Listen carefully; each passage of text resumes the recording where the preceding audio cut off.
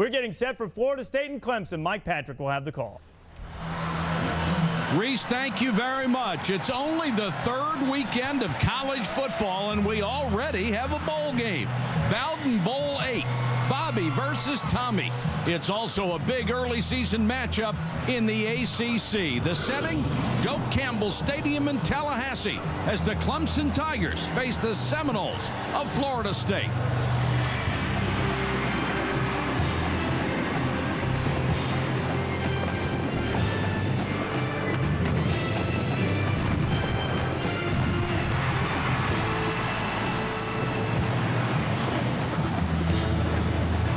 It's Separation Saturday, a day that even separates families. Earlier tonight, it was father and son on the field for a handshake. But there was no family dinner last night. There won't be one tonight. This is strictly business, the family business of football.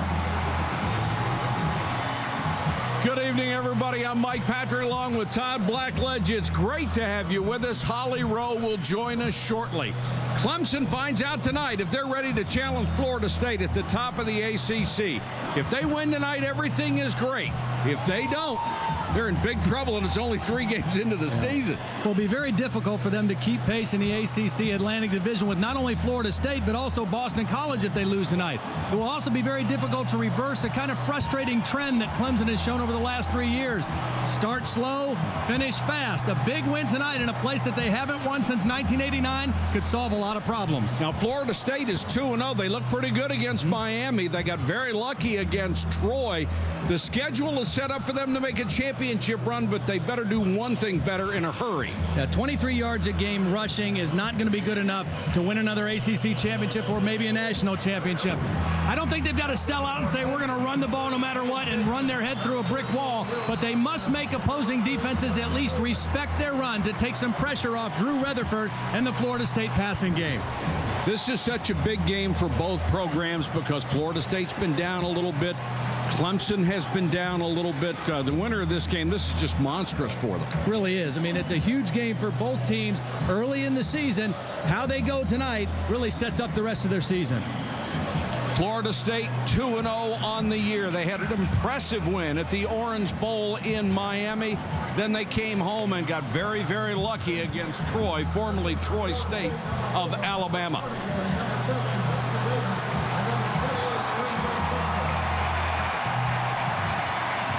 The crowd coming to its feet in Tallahassee. 82,300 plus for the biggest home game yet this year.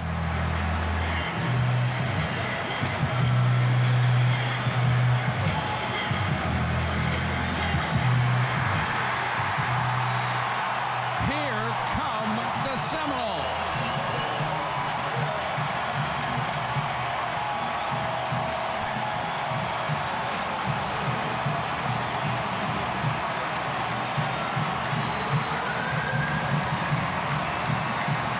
It's FSU against Clemson.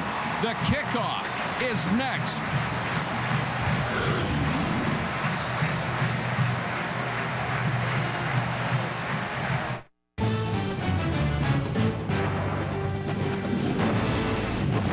ESPN's College Football Primetime, brought to you by Alltel Wireless. Want to choose who you call for free? Get My Circle from Alltel Wireless. eLoan, for home, auto, or equity loans. Go to eLoan.com. eLoan, radically simple. And TGI Fridays restaurants, with 7 radically different appetizers. Everyone could use more Friday.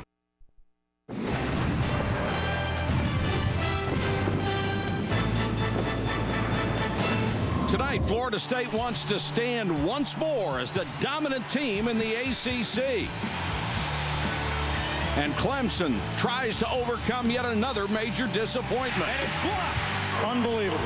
It is the kind of heartbreak that Clemson went through a year ago.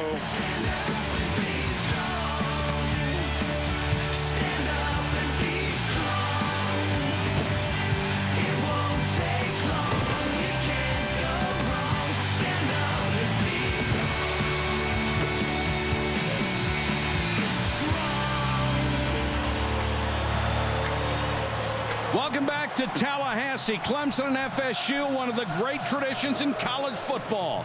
The symbol of the unconquered Seminole people, Osceola, on the Appaloosa named Renegade. And if you can't look good planting a spear in the middle of the 50-yard line, you can't look good. Holly Rowe, the third member of our team. Let's go to her right now. Well, guys, this is just the 8th time in Division I college football history that a father and son duo face off against each other. But Bobby Bowden of Florida State told us, you know, except for the couple of minutes before the game where we actually shake hands, I kind of forget. It's just another coach and another team, and we need the win. He says one thing that reminds him it is his son Tommy is when he runs a trick play. Now, as for Tommy, he said they tried a family dinner the first year. It was just too weird, so no family dinner this week. But he said it is bad news for one of the Bowdens tonight. He said, if I win, then all the heat's on my little brother Jeff tomorrow in Sunday's paper, or my dad. He said, if I don't win, the heat's all on me. So one of the Bowdens can't be happy tonight, guys. All right, Holly, thanks very much. Clemson will kick off. Jad Dean has it teed up at the 35. And we'll tell you, last week, Clemson was absolutely dreadful a week ago against Boston College. They allowed 213 yards in kickoff return yardage, including a 96-yard touchdown. They're really concerned about it. Well, we'll get to find out right away what corrections they've made. Booker and Shaw are deep. Lorenzo Booker from the 8. One step away from having a big one. Makes it to the 22. Well, Florida State, when they have the ball, their impact players, wide receiver Chris Davis, their go-to guy on the outside. Dakota Fagg is having a great season so far. 10 catches to lead the team. And Brandon Warren, the true freshman tight end, great speed, really kind of a wide receiver playing the tight end position. Another weapon for Drew Weatherford in this Florida State offense. There is the sophomore quarterback from Odessa, Florida, near Tampa. Booker, the running back, who has had no success so far this year. Booker gets a carry, picks up maybe 2 to the 25. FSU has to find a running game. They are averaging only 23 yards a contest. That's 118th out of 119 major college football programs. And Booker comes into this game averaging a crisp 1.2 yards a carry. Well, the first play of the game, Florida State went 2 tight ends and tried to run a power run. A little more successful than they have been, I guess, but still 2nd down and 7. Surratt and Booker are the running backs in the eye. Booker again, nice cut, but taken down to 28 as he runs smack dab into the corner. Dwayne Coleman. Clemson's defense has lost 4 starters to injury, including 2 of their 3 linebackers. Only Antonio Clay remains, and he's been moved from the weak side to the middle. In addition to that, probably their best defensive lineman, Gaines Adams, playing a little bit under the weather tonight. Did not practice all week. Injured his shoulder in the Boston College game. He's got it padded up. His left shoulder, you can see a little bit higher than his right shoulder, but he's good to go tonight. 3rd and 4. And on the first series, Weatherford has to burn a timeout. Not a good sign for the FSU offense very early in the first quarter. ESPN's College Football Primetime is broadcast in high definition and presented by Pioneer Plasma Displays. Florida State coming back on the field after a timeout on their initial series. 3rd and 4 out of the eye again. 2 wide receivers. And the pass complete up to the 30-yard line to the tight end Brandon Warren, who may have been the best high school tight end in the country a year ago. And now they're saying it was incomplete. Yep. And a good stop for the Clemson defense on their first possession. Stopping people on 3rd down has not been a strength in the first 2 games. Coming into the game, giving up nearly 50% conversions. The first 3rd down, they stop him and force a punt. Graham Gado is on to punt, averaging 35 yards a kick early in the season. Jacoby Ford, with sprinter speed, is back to take it. He already has a touchdown this year. 92-yard return, the longest in Clemson history. And Clemson put on the pressure, and a flag is down, back by Gano. This would be a first down, whether it's running into him or roughing him. Ricky Sapp apparently got there early. Well, they're calling that the personal foul version. Ricky Sapp, one of the very talented true freshmen that's playing a lot right now. He's got to take a course to where the ball's going to be, not to where the man's going to be. And again, a young guy playing on special teams, a little over anxious in a big ball game like this. Jeez. Running into, roughing, right. no. And that's a penalty on the punter. They got to start calling that. I agree. It's an unsportsmanlike conduct penalty for the punter to fake it, but then every punter fakes it. Every single one of them. Big break for the Seminoles. They'll have the new series from their own 45. Two tight ends, Pirowski and Warren, and Booker the running back again. Weatherford, play fake, wants to go to the air, too high. Intended for Dakota Fagg, who has 10 catches in the first 2 ball games this season. Number 81, Dakota Fagg, defended by Dwayne Coleman. Drew Weatherford did not start in a very accurate fashion against Troy last Saturday night. Jeff Bowden saying that he didn't quite understand it, that for whatever reason Drew just didn't seem like he was with it, wasn't in sync early in the ball game, played much better in the second half.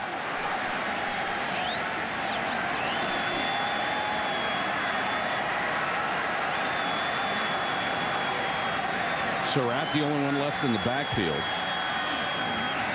Weatherford under some pressure and throws low. Tried to get it to the fullback out in the flat.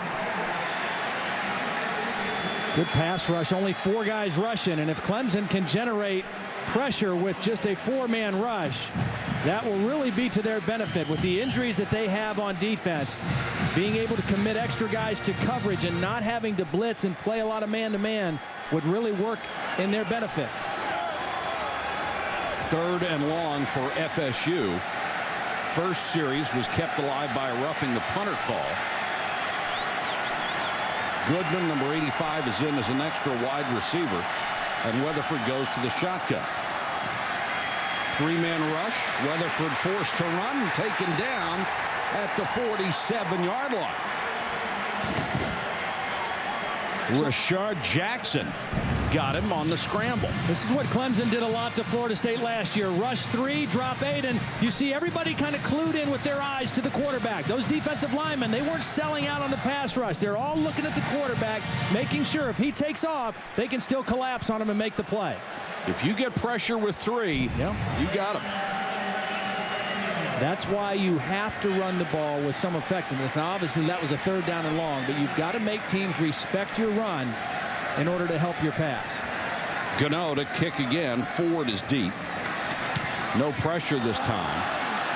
And not much of a kick. Shanked it dead right. So Clemson will have pretty decent field position to start it. This Clemson offense very explosive when they have the ball. James Davis, their sophomore, was the rookie of the year in the ACC last year. Their leading rusher. C.J. Spiller, the celebrated true freshman out of Lake Butler, Florida. Great speed and probably more of a pass receiver. And then their best wide receiver, Chancey Stuckey, had 11 catches against this Florida State defense with a pair of touchdowns last year at Clemson. Will Proctor, the senior, waited behind Charlie Whitehurst. Now getting his chance. He's played very well the first 2 weeks. Inside handoff for absolutely nothing. Clemson's offensive line returns intact from last year. Every other time that's happened in their history, they have finished 1st or 2nd in the ACC. Mickey Andrews, the Florida State defensive coordinator, said he thought this may be the best offensive line that they've faced in the last 4 or 5 years.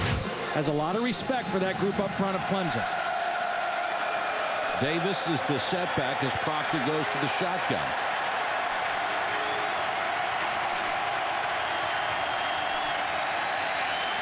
Little flanker screen. And the go-to guy, Chancey Stuckey, makes the catch but doesn't get much out of it. The Seminole linebackers just may be the best in the nation. They key a run defense that's allowing 13 yards a game. Count them, 13. That's number 1 in the nation. Those guys are good. They are. And it was interesting. They said Lawrence Timmons, who is the one who doesn't get any publicity, may be the best of all of them over the tight end. Spiller is in. He's number 28, another sprinter. They have 2 Florida State sprint champions on this ball club, Ford and Spiller. Over the middle, complete. That'll be a first down out to the 49-yard line. The catch made by Grisham, and a nice throw by Proctor. We have to be impressed with Will Proctor, a 5th-year senior, his first year as the starter. He did start 1 game last year against Duke, but look at the poise in the pocket. Nice drop, good safe throw for the first down. Grisham caught 4 balls last week against BC and makes a nice catch for the first down here.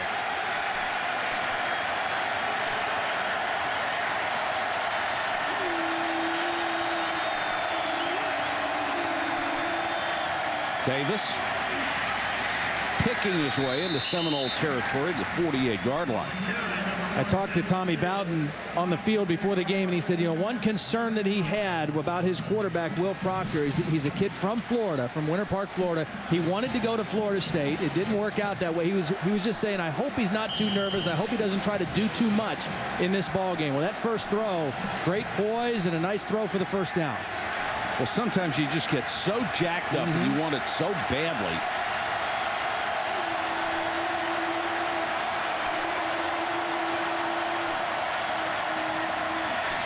Davis on the way, hitting the backfield and taken down.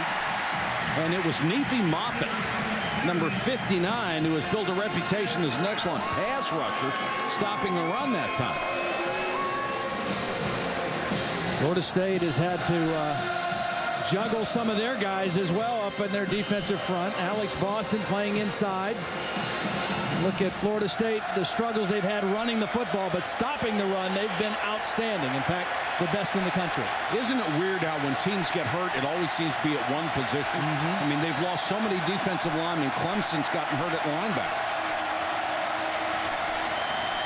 Proctor sitting in the pocket with plenty of time, goes underneath. A little contact but no flag as Kendrick Taylor was covered very well by Geno Hayes.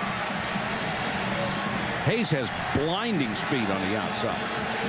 Looked like there was a little contact on that play, but I'm not sure he would have made the first down. He was well short if he'd have made the catch.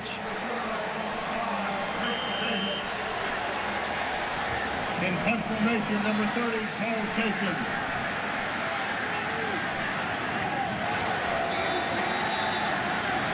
Florida State using their second timeout now in the first quarter. Only got one left. Remember, you have to have a timeout to challenge, to use that coach's challenge. Coming up, we'll tell you about an amazing story about Ray McElrathbey and his little brother, Famar. Sometimes it does indeed take a village to raise a child. Welcome back to Tallahassee. Doak Campbell Stadium, no score halfway through the first quarter. Clemson preparing to punt. And there is a remarkable young man. We will tell you a little more about Ray as this game goes on. And it is a wonderful story that hopefully will have a tremendous ending. Cole Chasen, the punt to Davis.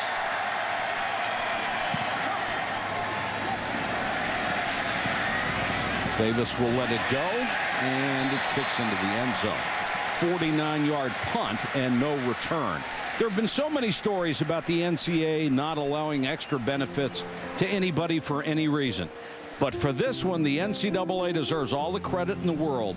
They broke their own rules as Ray took temporary custody of his 11-year-old brother because of a multitude of family problems. Famar is 11. He is going to live with Ray. The NCAA granted a rare waiver. There's going to be a trust fund for contributions so they can have living expenses. The Clemson staff and the families of the coaching staff and the other players will be able to provide things like babysitting services, rides to school, rides to do errands, and it is such a heartwarming thing. You can go to the Clemson website in a couple of weeks or 10 days when they get this trust fund set up. And it is such a remarkable story what this kid is trying to do. There was a story in the paper about him being at a bowl game last year at a resort as they're getting ready to play. He's a freshman, wakes up Christmas morning, realizes he has nothing as far as family connections, and it was just heart-wrenching to read that thing. For more, let's go to Holly Rowe. Holly?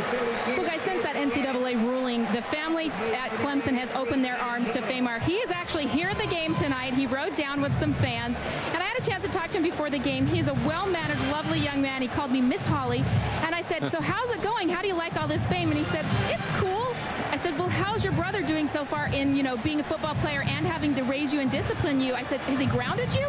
He said, no, I haven't been naughty yet. I don't have any reason to be grounded. So things are going pretty well. And Famar said he's really enjoying all the attention he's getting right now. He's had a big effect on the team. Even the defense has named one of their plays Low Famar. 3rd and 2, and they have to burn their last time out, and the crowd doesn't like it. Weatherford didn't like what he saw as far as personnel on the field, called his 3rd timeout. They have played less than 9 minutes, and they've used them all in the first quarter.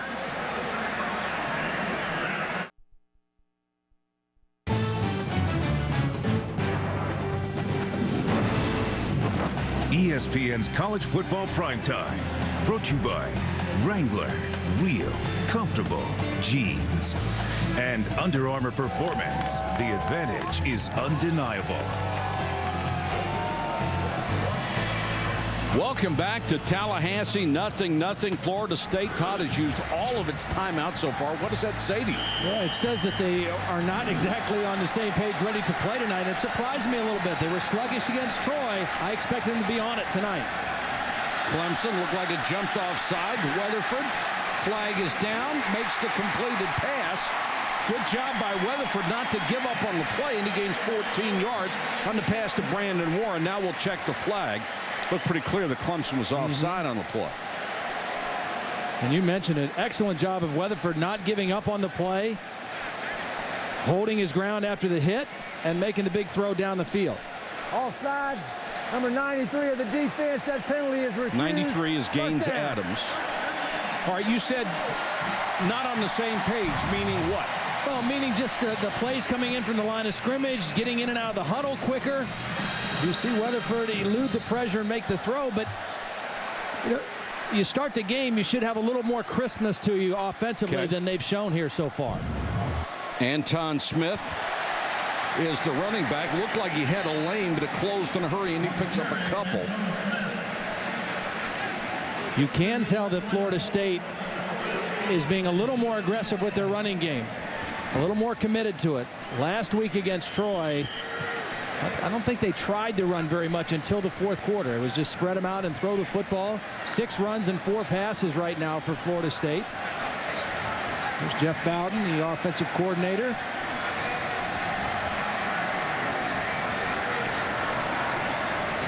Smith again. Maybe a yard.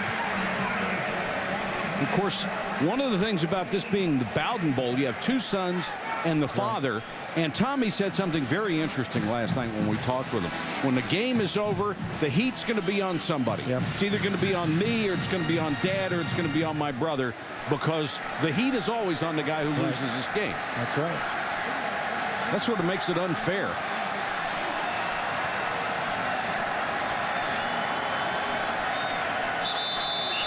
Third and long for Weatherford. Somebody moved. And it looked like the right tackle, Shannon Boatman. Prior to the snap, false start, 73 of the offense. And 5-yard penalty, still 3rd down. When you want to run the ball and you're only averaging a minuscule amount, you can't have penalties, because then you can't run at all.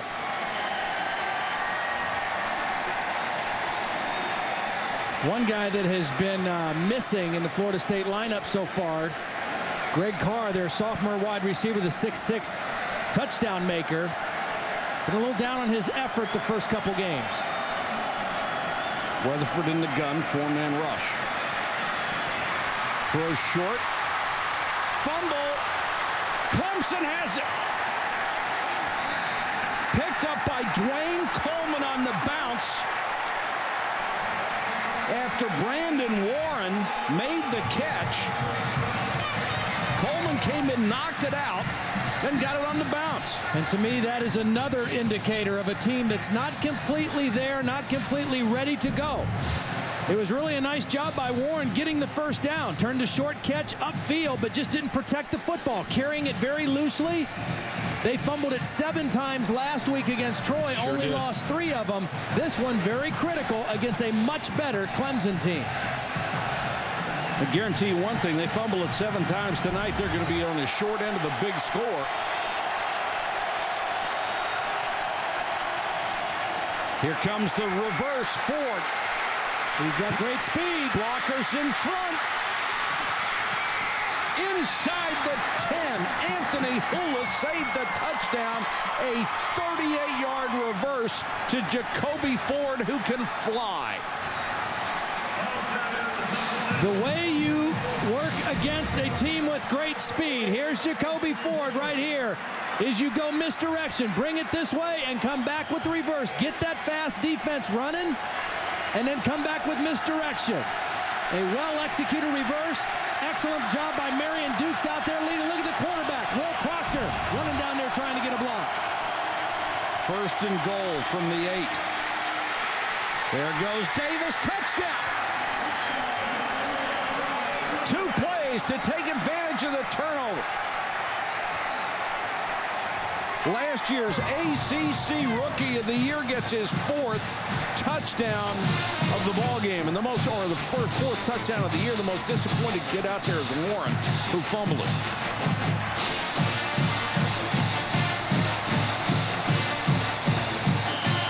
Well, that didn't take long, did it? No, sure did. A great response by Clemson. You get a gift of a turnover, you must capitalize, especially on the road.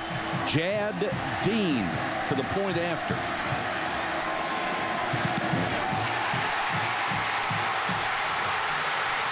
Florida State with a chance to score on the blocked extra point. Tony Carter, he got it. 2 weeks in a row, Clemson has had a blocked extra point.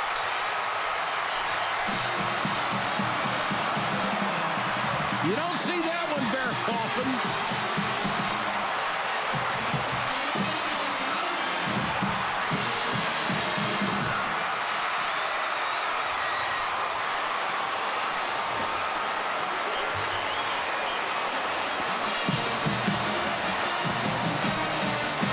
Dean, who had one blocked in double overtime a week ago that cost them the ball game, has another one blocked here that cost him 2 points. The block's going to come right in here over the left tackle. Take a look as they just push back, and that's what they did last week. Pushed right through. I think it's Timmons, Lawrence Timmons, that gets the block, and Tony Carter is the guy that comes up with it. We mentioned Lawrence Timmons, an outstanding outside linebacker, plays on all the special teams. A huge play right there after they gave up the touchdown. That is tremendous penetration. I mean, he's right now. You can't help but block it.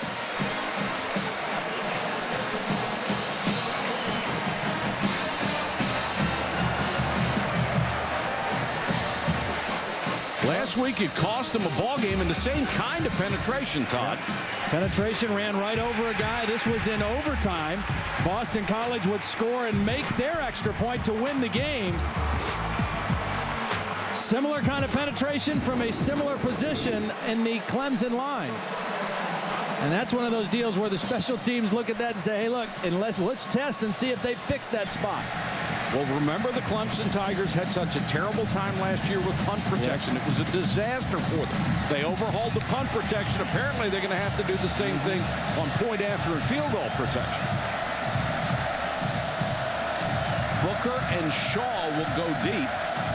Reason Florida State gets the ball back, that's an extra point play for 2 and not a touchdown. Booker driven 7 yards deep. He'll keep it there.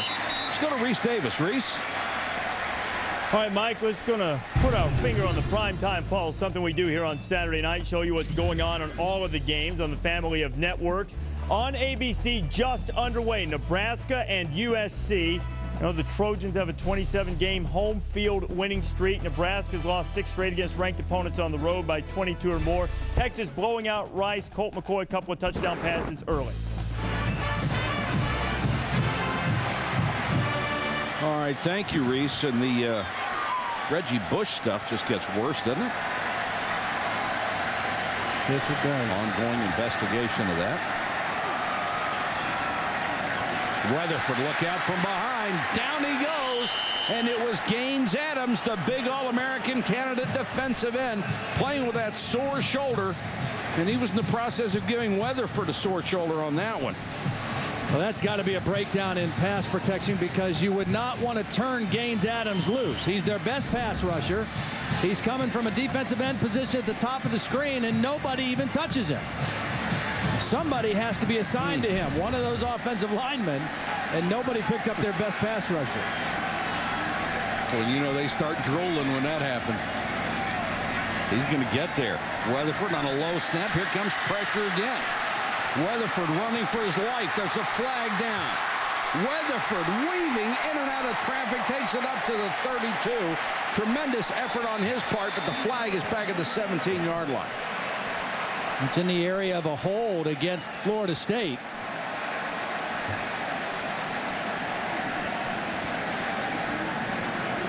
Rashad Jackson was the guy who got through. Well, nobody bothered to hold Rashad Jackson. Yeah. 2 plays in a row, we've seen a defensive lineman for Clemson come in pretty much scot-free to the quarterback. It doesn't stand because of the penalty, but that would have been Florida State's longest run of the year. 13 yards. By the same guy who already had it. That's right. Weatherford had it. The offense, that's a 10-yard penalty. Repeat it down. Weatherford was not recruited to be a running quarterback. And now he would have had the 2 longest runs of the year. That's not good. Running backs haven't cracked 10 yet. 2nd and 24. A lot of movement by the Clemson secondary. Try to bring confusion. Booker on the draw. Met by a host of white and orange as he crossed the 15-yard line. Now, of course, in college, the rushing yards are a little skewed because if you sack a quarterback, that comes off the rushing yards instead of the passing yards, which you would expect. But it's that's the way it's kept track of. But Florida State coming into tonight before that sack by Gaines Adams, only 3 sacks allowed for 12 yards of loss. So it's not much hasn't to been take disastrous, away, is it? no. 3rd and long.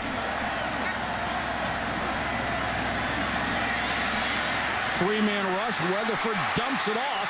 Got it to Dakota Fagg, and Fagg tripped up as he crossed the 30. That'll be a first down. I think the only good news right now for Florida State offensively is that Drew Weatherford seems to be on his game.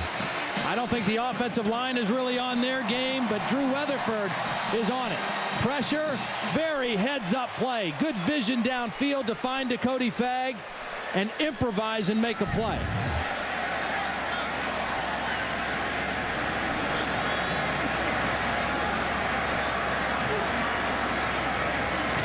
Booker, 5, almost 9. Monday Night Football on ESPN will continue. The defending Super Bowl champion Steelers against the Jaguars. Is it Monday yet? Monday Night Football on ESPN.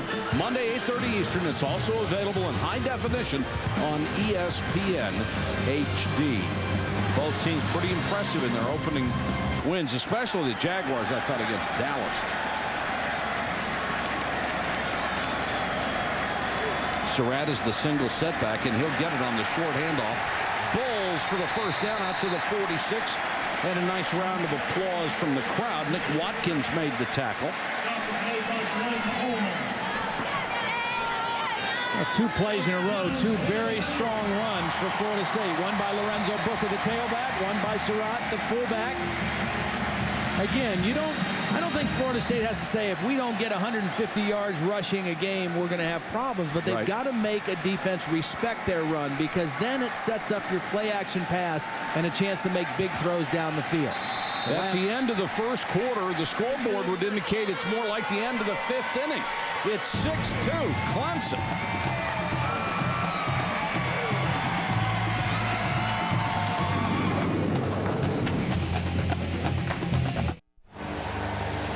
Beautiful night in Tallahassee. Doak Campbell Stadium packed, more than 83,000 to see this game on Separation Saturday.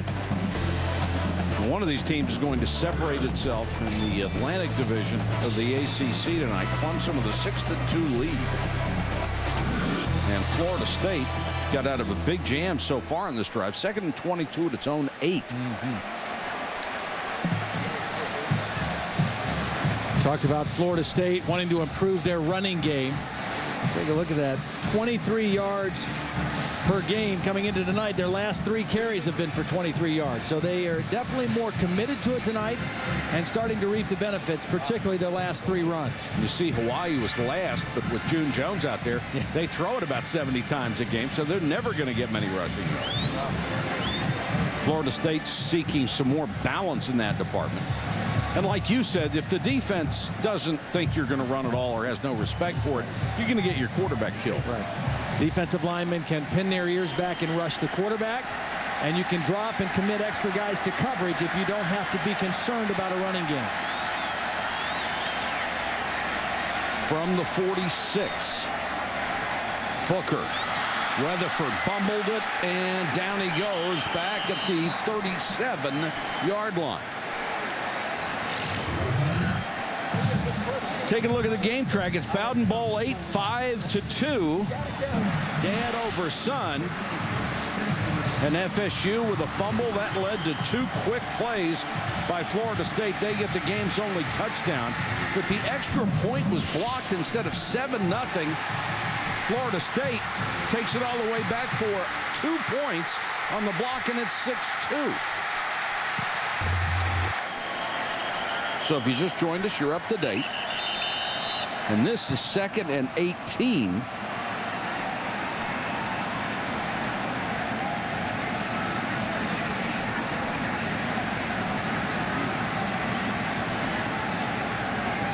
Please start the 25-second clock on the visible signal.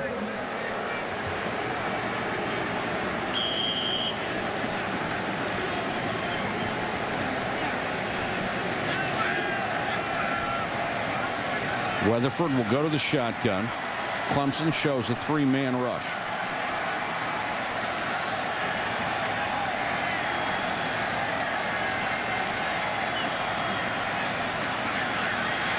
Weatherford with time goes underneath to Booker. 2 defenders waiting for him. He's shoved out of bounds by Coleman. Let's go to Reese Davis. He has a Sports Center 30 at 30.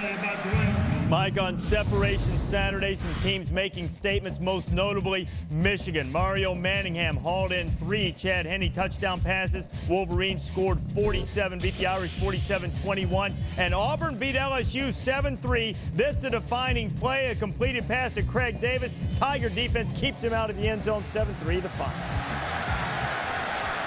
I guess they can stop saying Lloyd Carr can't win his opener on the road anymore. Right. Impressive win for the Wolverines. Wasn't it ever? Weatherford. Down he goes. It's excellent coverage downfield by this young Clemson secondary. They lost their free safety, Michael Hamlin, last week in the Boston College game. Starting some very young players.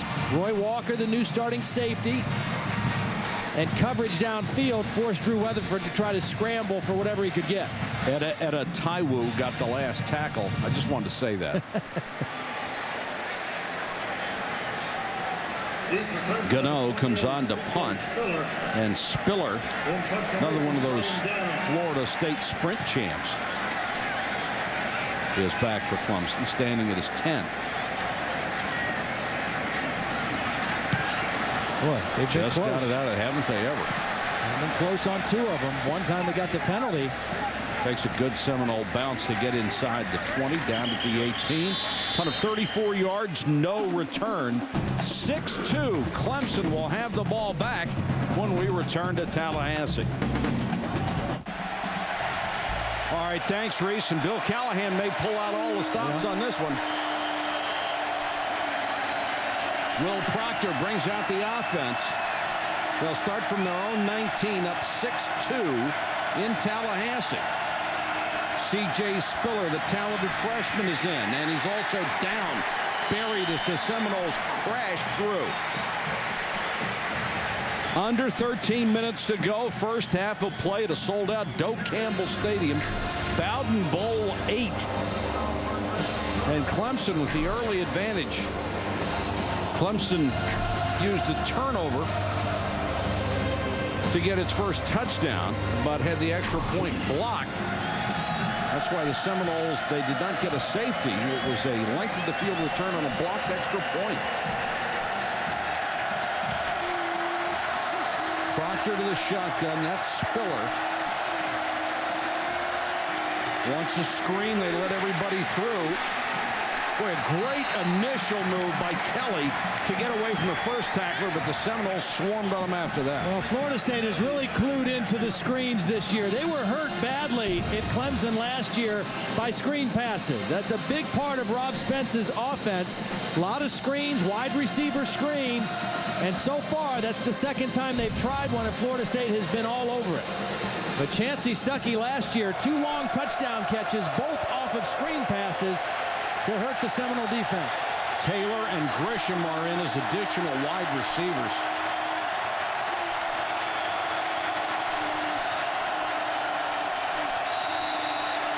Movement.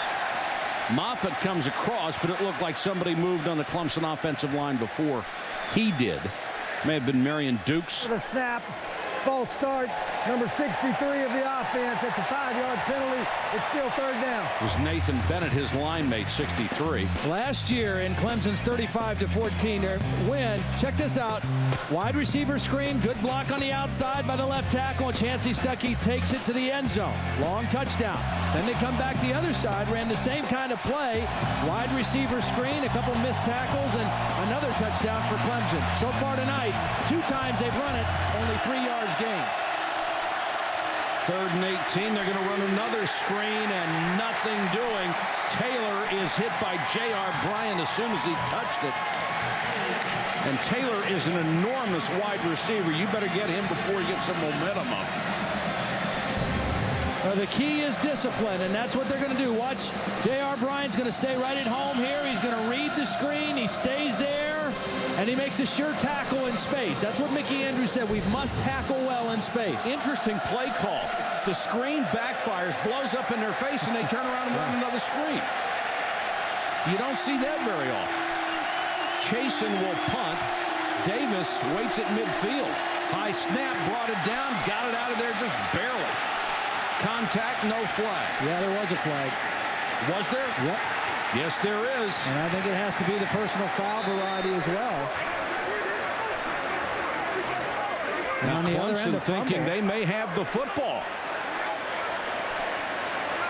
The officials still talking it over, both sides pointing their way.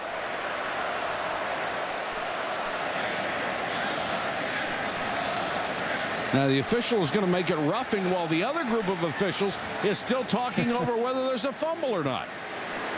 But the referee is going to go all the way back. It's a high snap, and Florida State came after it. And again, Michael Cornehade not able to get away. And even if you're blocked in college football, if you're blocked into the punter, that's too bad. It's still a penalty. That ball hit Marcus Ball. That's a fumble. Yes, it did. That belongs to Clemson. And every play is reviewable, so they are going to take a look at this one. That's why this replay system is great. Every play is looked at, and that obviously hit him. And that's the return man's responsibility to yell something. Peter, Peter, Peter, something to tell those guys to get away from the ball. Marcus Ball is a freshman. He's got to get out of the way of that. If he hears the returner Davis yelling poison, poison, or whatever, he's got to clear out of the way. It clearly hit him in the foot because it bounced back towards the Clemson side, and Clemson recovered.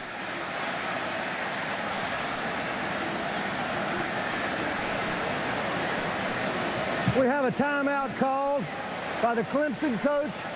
He is requesting a review as to whether or not the kick first touched a receiver and was recovered by his kicking team.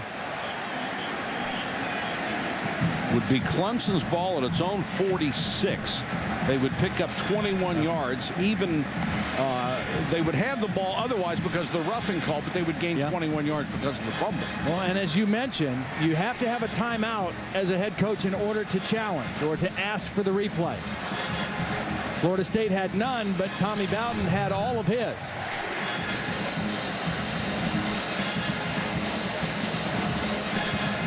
You get one challenge a game, and if it goes your way, you get your timeout back. I think he ought to get the challenge back as well. I don't think that's right. But that's the only quibble I have with this. You can see the ball change direction and change momentum. I think this is, well, we said this, I think, in our first game, that it was a no-brainer call, and they didn't call it. I'd have to say this one is, too. Sure looks like it.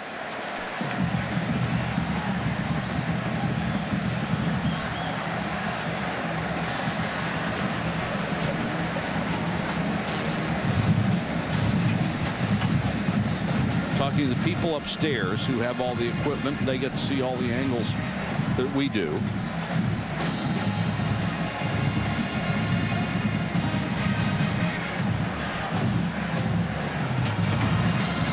After further review, it's determined that the receiving team first touched the kick on the 47-yard line. It was recovered by the kicking team. Clemson's ball, first down. There is no charge timeout. That is an official's timeout.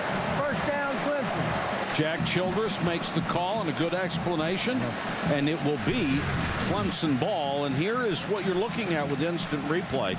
You get one coach's challenge a game, and that's gone for Clemson. The team must have a timeout in order to call for it. The call is reversed. You get to keep the timeout, but you lose the challenge. And the standard is indisputable video evidence. There's always an advantage to whatever call is made on the field. I think it was worth the use of the challenge, too. You gain 21 yards. You're out by midfield. You've got new life for your offense. James Davis, the running back behind Will Proctor.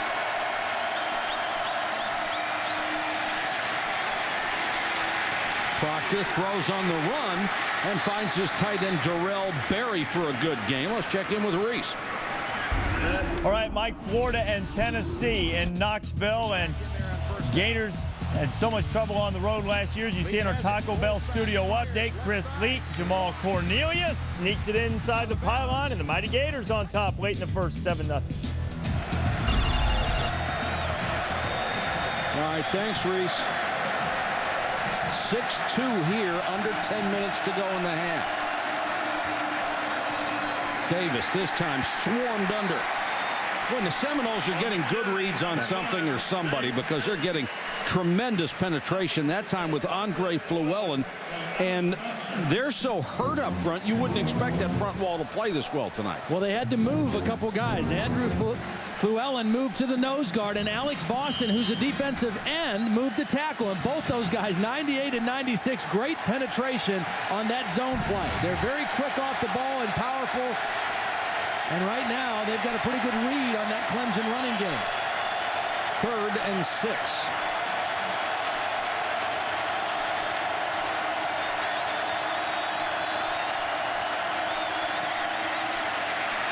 Proctor out in the flat. That's not going anywhere. The middle linebacker, Buster Davis.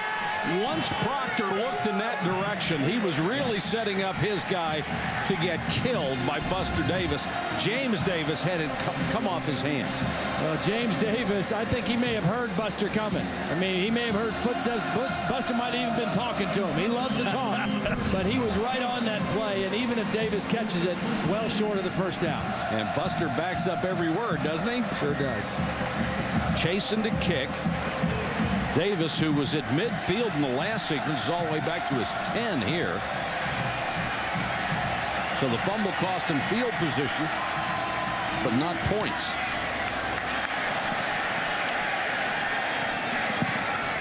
And they'll let it go. It gets a good Clemson bounce inside the 15 to about the 12-yard line. 37-yard kick and no return. 8 minutes, 40 seconds to go. First half from Tallahassee.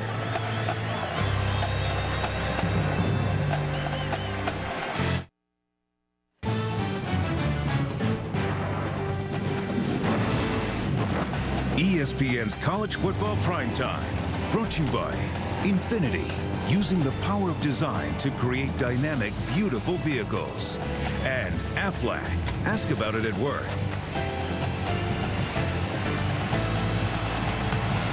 Our aerial coverage, courtesy of the Outback Steakhouse Airship. Bloomin' Onion 1, the Outback Steakhouse Airship specializes in college football and PGA golf coverage.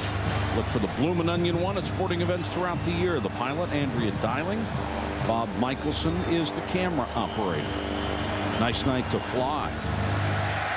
Seminoles backed up to their own 11. They come out throwing and incomplete. Dakota Fagg got his fingertips on it but couldn't hold it. You know, the last time Florida State had the ball, they had some momentum. They had run the ball for the last 3 times, 9 yards, 8 yards, 6 yards, and then in the middle of that drive, they had a miscommunication between Lorenzo Booker and Drew Weatherford. That resulted in a big loss of yardage. They ended up having to punt. They lost that momentum. The same thing happened against Troy last week down by their own end zone. A miscommunication by those two guys resulted in a fumble. You can't afford those things when you're struggling offensively as it is. Anton Smith comes in. He'll get a carry. Smith cuts outside, cuts back, gets to the 20. Need to reach the 22 for a first down. Let's check back with Reese.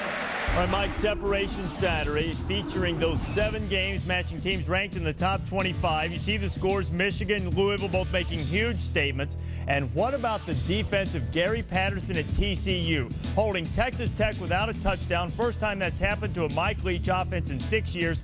12-3 the final, and Nebraska has a lead on USC. Well, what a huge game that would be for Nebraska's program at USC. 3rd and a long 2. Weatherford out of the shotgun. Weatherford throws sideline. No! Now they say incomplete. Chris Clemons got a piece of it. It looked for all the world like Brandon Warren caught it on the tip drill. Well, he made an amazing catch down the middle of the field last Saturday night against Troy, and he almost came up with another amazing catch. Off the deflection, one-handed, but the ball hits the ground, not able to pull it in. Well, good play by Clemons. Yes, sir. To get a piece. And the Seminoles will have to kick it away. Oh, what an effort. That kid, tremendous upside for him. A true freshman tight end. Gano will kick to Spiller, and the speedster waiting at his 40. Gano gets this one out of there. Good kick. Spiller driven all the way back to the 25. No place to go. Thrown down at the 20. Great tackle by Marcus Ball, the true freshman. The young man trying to atone for that error he made earlier on the fumble. Monday Night Football on ESPN continues as the defending Super Bowl champion Steelers take on the Jaguars in Jacksonville. Is it Monday yet? Monday Night Football on ESPN, Monday at 8:30 Eastern. It's also available in high definition on ESPN HD. A couple of former Mid-American Conference quarterbacks going at each other in and that good one. ones. Yeah. Byron Leftwich from Marshall, Ben Roethlisberger, Miami of Ohio. Of course, Charlie Batch is a Mid-American Conference quarterback too. Eastern Michigan. Well, Charlie played well last week too. He's a good guy and a very good quarterback. And Pittsburgh being his hometown, I was really happy for him. They get it out to, the only way you can describe this kid, Rendrick Taylor, is as a specimen.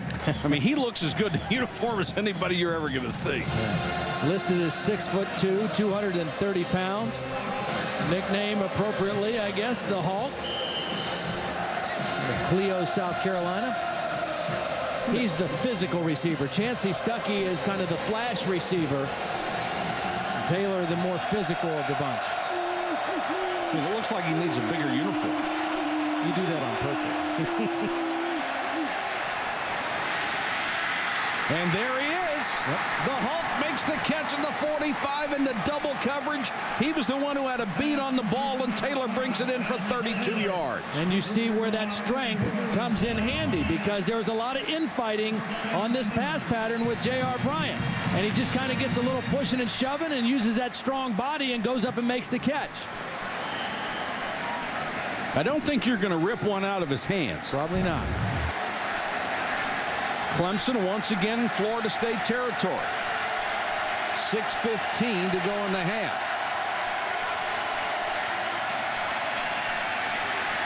Good play fake. Throw is too high, intended for Akeem Robinson, the tight end, but he would have needed to be about 6'11" to get that one. Let's check in with Holly. Well, guys, the offensive line is supposed to be one of the strengths for Clemson. 4 seniors and a junior. But right now, the coaches are very frustrated. Brad Scott, the O-line coach, actually just threw the whiteboard, threw the pen in frustration. Tommy Bowden came over and yelled at them as well. They are so frustrated with how this group is playing right now. They're supposed to be leaders, supposed to be the strength, but guys, they're not playing like it right now, according to the coaches. And Holly, this is a group that came back intact. 4 seniors and a junior. And they've always had, everybody has great success when the offensive line comes back as a group. Solid tackle on Davis, taken down by Geno Hayes. He saved a big run. Came through and got him by the ankles. Well, this was the reason why so many people were encouraged about Clemson's chances to maybe win the Atlantic Coast Conference this year. That offensive line, a lot of experience in that group, talent in that group. Even though they had a young quarterback or a new quarterback, they thought that offensive line and the tailbacks they had and the wide receivers would make the difference. Brad Scott certainly counting on those guys.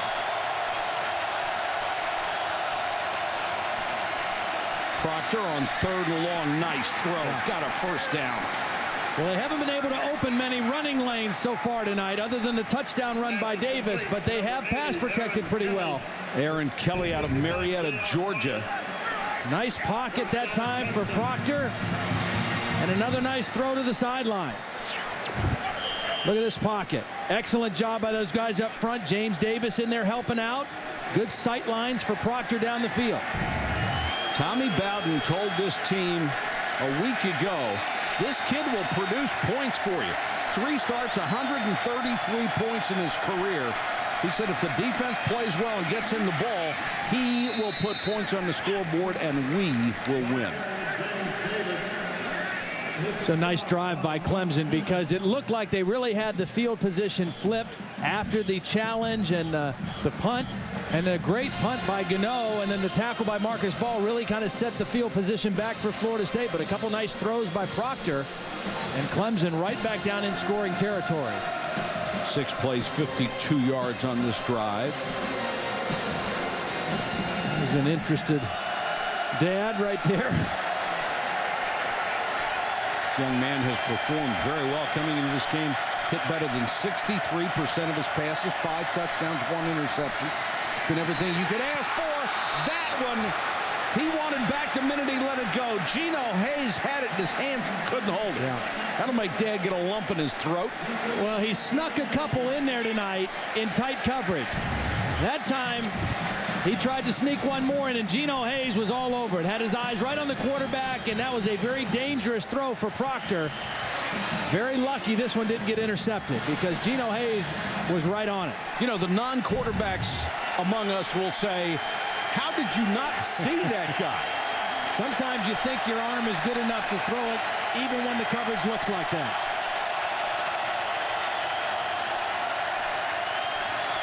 Three-man rush.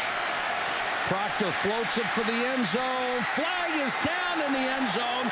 Kelly was being double covered. If that's interference, they'll get the ball at the 2.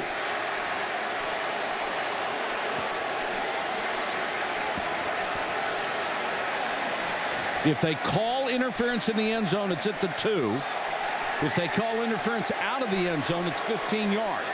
And this is holding that they called. It'll still be an automatic first down regardless. Holding number 24 of the defense. That's a 10-yard penalty and an automatic first down. Darius McClure, the sophomore, called for the hold. They're trying to get the ball to Kelly down. There's the hold right there. Oh, Clearly yeah. has the 8 right in the fist of his hand.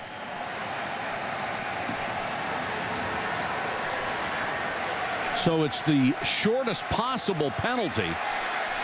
Moves it inside the 20. An automatic first down for the Tigers.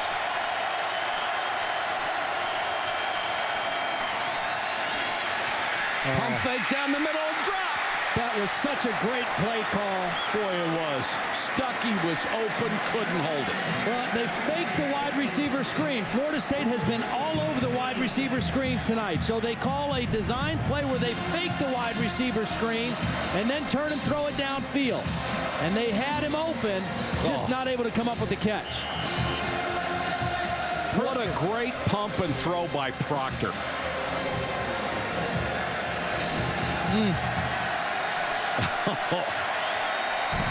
Tougher on the father, huh? Oh, what a great throw that was. Would have been a tough catch because Stuckey had to turn around and go the other way, but it's one he should have made. Davis inside the 15. Yeah, I think those runs, the last couple runs where they've just gone straight at this Florida State defense instead of trying to stretch it on them, they've been a little bit more successful. Well, stretching is playing into the speed, isn't it? It is, unless you can just really get your angles on the block, but they haven't been able to do that tonight. They're a big zone running team, and they haven't been able to bounce those things out against this Florida State defense because of the penetration. But when they've gone straight at them, they've gotten a few. Mickey Andrews, one of the brightest defensive coaches in the history of this game. He seems to have an answer for everything, but he knows a lot of it is just wanting to do it. Proctor, under a lot of pressure, throws short of Taylor. Really didn't have much of a chance to set his feet on that one. Well, he threw this ball before Taylor was ready for it. Probably not a bad idea to get rid of the ball, though. Don't want to do anything dumb down here. You've moved the ball into field goal range for Dean. Take a shot. If you don't get it, try to add 3 more points. Dean from 32. He's hit 4 out of 6 this year. Long of 45. This is well within his range. And remember, the pressure on the extra point came right over that area. Both last week and this week. Here it comes again. Another block. Picked up by the same guy, Tony Carter. And Tony Carter will score.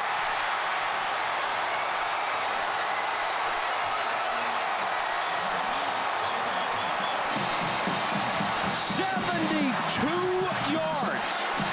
It looked like Patrick Robinson will get credit for the block. That area's been killing him. Holy cow, what a turn of events.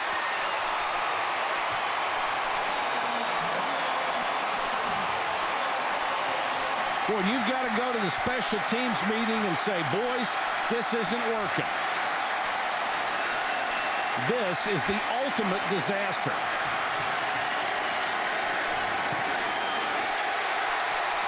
All of Florida State's points have come on blocked kicks. A blocked extra point for 2 and a touchdown on the blocked field goal.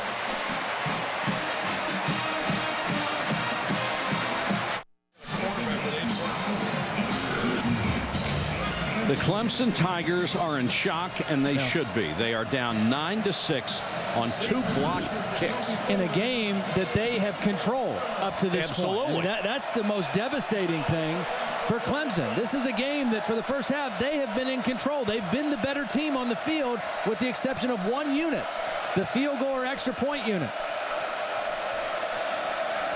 And the protection, I mean, these blocks haven't even been close. No. These things got stuffed. Spiller and Ford are deep, and they'll get the ball at the 20. Let's go back and take a look at this block. Well, Harley Rowe overheard that they said the adjustment was these guys, hey, seal down and don't worry about outside. Let the wingman take care of outside. But you're going to see a freshman, Corey Lambert, number 76. He's going to step down, too. He doesn't take anything out of the outside rusher, Robinson. He's got to at least get a big hand on him and slow him down a little bit. And that's all he has to do. All he has to get a hand out. He can step down, but he needs to reach out with his left hand and take a little steam out of that edge rusher. Holy cow. So in 2 weeks, they've had an extra point block that cost him a ball game, an extra point block that cost him 2 points here, and a field goal block that cost him a touchdown.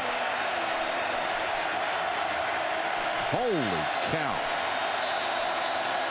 Timeout Clemson. Didn't have enough guys on the field. They're discombobulated. They have controlled this game, and they have got the score going against them right now. We've got a timeout. Back after this. The Clemson Tigers still trying to shake the cobwebs out. 2 block kicks have cost them a lead in this ball game. And now the complete pass to Kelly.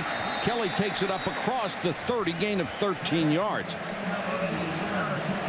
When special teams go that bad, usually you blame the special teams coach. Right.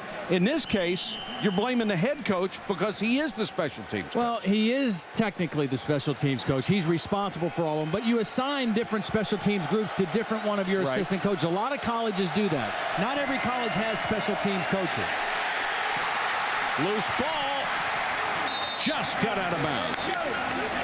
Now, this is an age of specialization. Why wouldn't you have a special teams coach? Well, part of the reason is you don't have the ability to have as many coaches in college football as you can have in pro football. So pro football, everybody has a special teams coach. You can hire an extra guy, and that's all he does. You don't have that luxury all the time in college football because you may want to have certain guys, certain number of position coaches. But it's still as specialized. You just give different assistants different groups of your special teams. But whoever's responsible for field goal and extra point has not had a great night.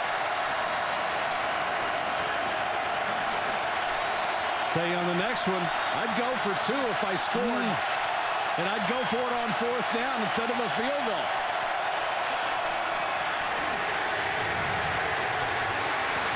Nice, tough run by Reggie Merriweather, who was the 3rd tailback. And now there's a flag. That should be a late hit out of bounds. Merriweather, the odd guy out as a senior, averaging 6.5 yards a carry this year in limited action. And he's the high contact guy. When we talk to Rob Spence, the coordinator, he's the guy that you put in for the hard running. He's more of the power running guy. James Davis is more of the all-around. Foul.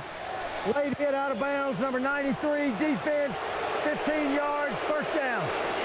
LaTroy Guyan called for the personal foul. That's a huge play. Really is. Clemson gets extra yardage here. Guyan wasn't sure if he was going to even play tonight. Had an ankle injury in the game last Saturday night.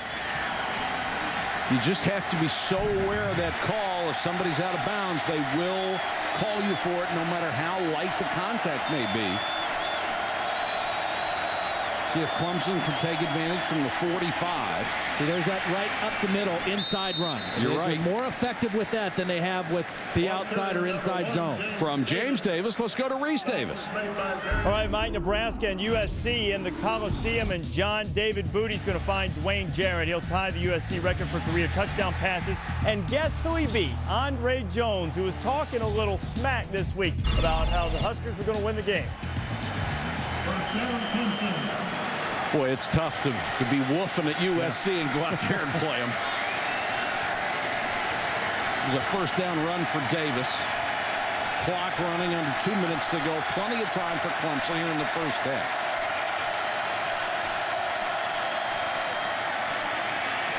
Davis again, hit as he got to the hole. Really got popped by Timmons. Go back to the play before this on the good run. Watch Nathan Bennett. He's just going to kind of lead through. All right, but it's a straight up the gut running play. It's not a zone play where they're trying to stretch. It's hitting it up quick. Release into the 2nd level defenders.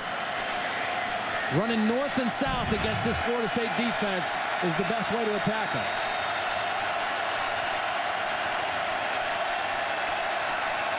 Proctor changing the plays. Got 4 wide receivers. Little swing comes out to Stuckey. Stuckey will get out of bounds. Well, that's by far the best gain they've had on a screen or a wide receiver quick throw tonight.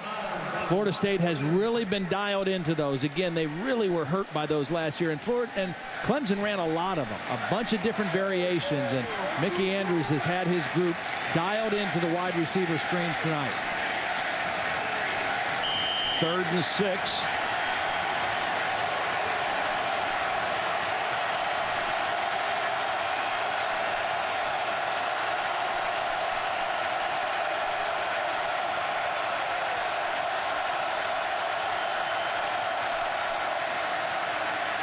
Intended for Stuckey. They've got him for a first down. Stuckey inside the 30. Tackle made by Roger Williams, the safety, but a nice throw by Proctor. Well, I like this quarterback, Proctor. I mean, he's got poise. He knows the pressure's coming. He stays right in there, throws the slant route to Stuckey. Big first down conversion. Remember, this Florida State defense has been on the field for a while on this drive, and they don't have the same amount of substitutions to roll in there at the defensive line. So maybe a little fatigue up front for the Florida State defense. And Proctor does not look like a kid who's been a career backup. No, he doesn't. Good arm, a lot of poise. Throws this one behind his intended receiver. Let's check back with Reese. All right, Mike, coming up on the Pontiac Performance halftime reports, Lou Holtz and Mark May will join me. Separation Saturday, a couple of statements made. Ohio State, #1 in the land, rolled like a #1 team should once they finally got started. And BYU and BC played an overtime thriller. Clemson knows all about BC in overtime. All right, thanks, Reese. Clemson right now for Will Proctor. 42 seconds left, and he's got 2 timeouts.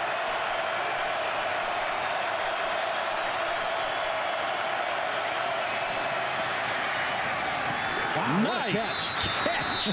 Grisham stretched every inch of that frame to just get his fingers on the ball and brought it in. Tommy Bowden wants a timeout. You can see the hands of Grisham. Excellent possession receiver. Wow, that's a great catch. Great catch. You know, if you're Tommy Bowden right now, normally this is a drive where you want to get in position for a field goal. Right. I don't know that you want to do that right now. I think you do that maybe at the last resort. I think you take a couple shots at the end zone here and try to score a touchdown first. Be more aggressive. This was last Saturday in overtime against Boston College. Blocked. Boston College would go on to score and win the game. This was tonight. Extra point picked up by Tony Carter for 2 points. And then recently the field goal blocked by Patrick Robinson, again picked up by Tony Carter. This time not 2 points, but 6. You know, these balls are not hitting off of their fingertips. No, those They're are catching these things in their chest. I mean, that's how much penetration they have gotten on these things. Yeah, I agree with you. I think Tommy Bowden right now is thinking, you know what? Normally I wouldn't be as aggressive right here, but I'm going to be a little aggressive. I mean, it's 3rd and 1. They got to think about getting the first down first. And then if they get the first down, they still have 1 timeout, and they should attack the end zone. I don't know that you want to get back in that kick setup until you have a chance to go to the locker room and maybe make some corrections or make some personnel changes as well. Here's an interesting stat for Florida State. This is their 3rd game this year, right? Right. In the first half of games, Florida State's defense has scored 9 points, and their offense has scored 0. Jeez. Their offense has not scored in the first half of a game yet this season.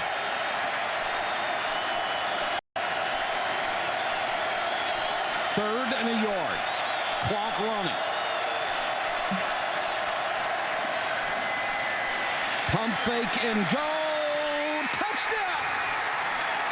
Stuckey. What a throw by Proctor. And you were absolutely right. Go for the throw. Well, don't mess around with the kick. 3rd down and 1. I think Florida State is thinking a run with James Davis here or a short pass just to convert, and it's another pump fake. Sell the slant and then split the defenders. Beautiful work by the receiver, Stuckey. Boy, and Roger Williams just sold out. The safety came flying up. He's got to be back on that. He read the quarterback. He read the pump fake, and he went for the pick. And it was a perfect call in that situation. Now do you kick the extra point or go for 2? I don't see a kicker. No, I think you go for 2. I'd go for 2 until somebody tells me I can't do it. I mean, what's the difference? 13-9 or 12-9? It's still, at this point anyway. Well, the difference is maybe you're not going to get scored on.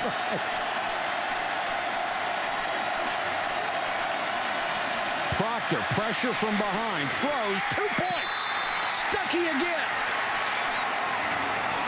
Well, maybe they're on to something now. Who needs a kicker?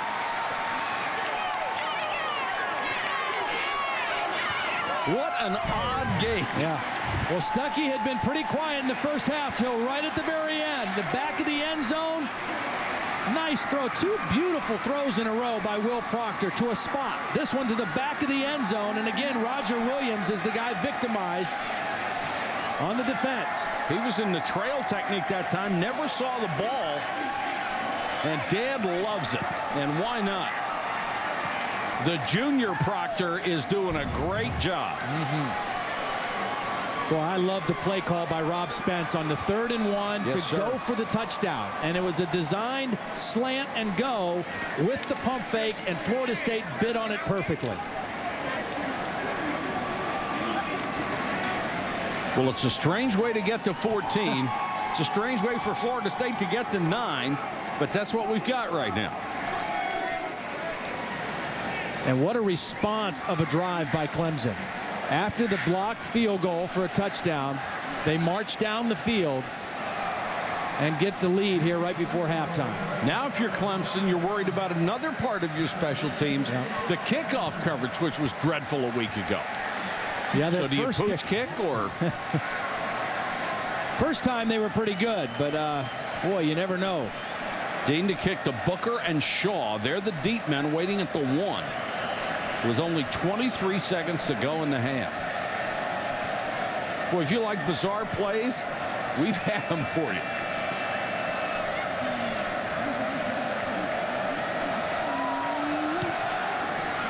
They'll go with the squib. The clock, remember, starts when the ball is kicked this year, one of the new rules. And we're down to 18 seconds. One of the most storied rivalries in baseball continues tomorrow on ESPN as the Red Sox take on the Yankees. Sunday Night Baseball presented by Taco Bell. Part of the Hunt for October presented by Budweiser on ESPN Sunday at 8 Eastern. Also available in high definition on ESPN HD.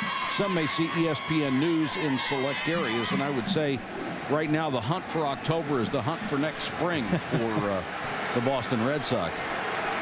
And Florida State's not even going to huddle up. They trailed at the half the first 2 games at Miami and against Troy. They're down again in a bizarre sequence of scoring plays. Holly Rowe. Coach Bowden, what happened on the 2 blocks? I'm not kicking anymore. I don't know. That's it. For the rest of the night?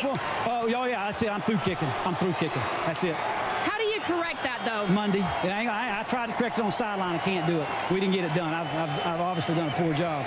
Besides the kicking problems, your offense has been able to move the ball. What do you anticipate them doing in the second half? I'm anxious to see. I don't know. We haven't run the ball real well, and I would think they possibly might blitz us just to play, put a little more pressure on the quarterback. All right, thanks, guys. You heard it here. No more kicking the rest of the game. Holly, I love it. I'm not kicking it anymore. I'm done kicking it. Our halftime score, Clemson 14, Florida State 9. Let's join Reese Davis for the Pontiac Performance halftime report. I'd say Tommy's a little hot at the special teams right now. On Sports Center after our game tonight, Clemson and Florida State. Will Proctor to Chancey Stuckey. Burned up the Noles last year and has a touchdown in this one. Tigers up by 5.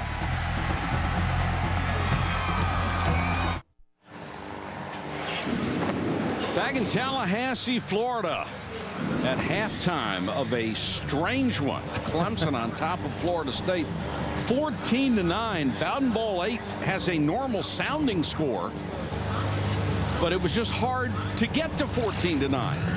About as strange as you can imagine. Father and son shaking hands before the game. They don't spend time with each other on this one. Now here's the extra point that's blocked and picked up and returned for 2 points. Later, they block a field goal and get a touchdown out of this. Bobby Bowden at the half, as his quarterback Proctor had a great first half, led the club back.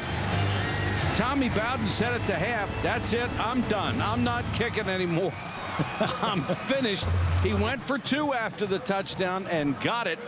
And it's, it's a kind of turnaround that you look and you say, Clemson dominated this first half. They should be way up, but Florida State's really fortunate to be within 5. Well, and they're fortunate that their defense is pretty solid because offensively, they just really still have not done anything in a first half of a ball game. I mean, they were outgained by nearly 100 yards in that first half. So it's still the burden, I think, for Florida State is still on their offense to try to get something going. Now, what about Clemson? They go into the locker room and you say, we've screwed all this up on special teams, but we're still ahead. Yeah, and they have to be pleased with that because, the other thing is their defense played pretty well. I mean, their defense minus 4 starters. Right. I mean, they held their own. They held Florida State to under 100 yards of total offense. So they've got to be pretty pleased with the fact, even though they had some things go against them in the kicking game, they went into the locker room with the lead. Let's check in with Holly. What do you have? Some early timeouts and confusion on offense. What was going on? Well, we used some of our timeouts with our defense, which you don't want to do, and then when we're not lined up properly or have the right personnel in the ball game, it usually costs you a timeout. It didn't hurt us. How do you get it straightened out for the second half? Well, we just got to execute. We need to get some field position. One time, we were about to get field position on them. We roughed the punter. Next time we get the ball, we're on a 10-yard line. That's 80 yards worth of turnover. You can't do that. Our defense made up for it by scoring. But we got to get field position. We're no different now than we were last week. We're behind 3. Or the week before, we're behind 7. We're behind 5, and we got to win that second half. All right, thanks, Coach. There you go. Just don't hear guys say "dadgum" all that much anymore. He's just entertaining to listen to. And he's Always exactly right. Their average starting field position, or their best starting field position that first half was their own 22-yard line. Yeah. And they've run the ball a little better. Not much, but a little. Gano to kick it off. Spiller and Ford are deep. Neither one will have a chance to run it back. Clemson will take over at the 20. Let's take a look at all the numbers at the end of the first half. And domination by Clemson over 180-89. And the 9 points all came off of blocked kicks. But turnovers continuing for Florida State. They're now a -3 in the turnover margin. The rush yardage for Clemson, only 63 yards. That's a little concerning for Tommy Bowden because 38 of those came on 1 reverse.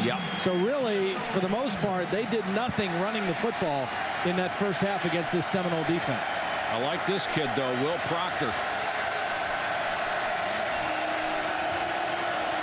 Tommy Bowden said he's very pleased with the way he has run this offense. He is very smooth. He is very smart.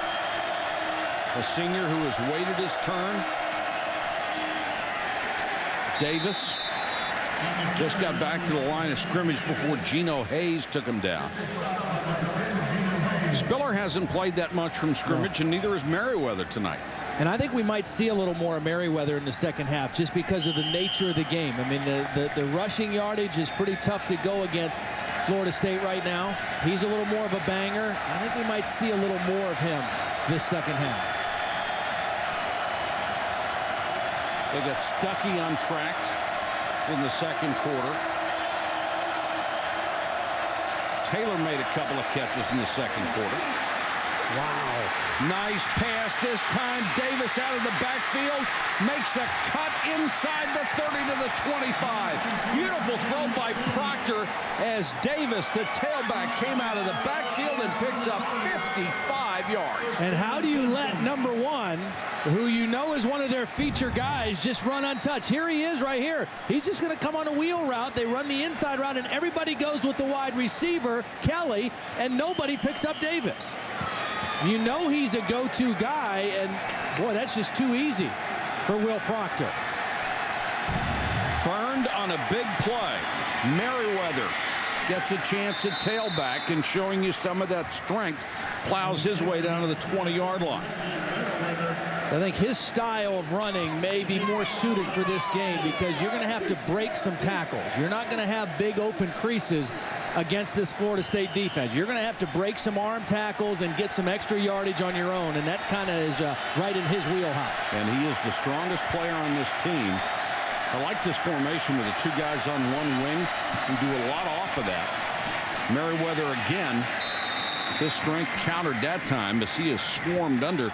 Neefy Moffitt, the first guy to hit him 59, and then got some help.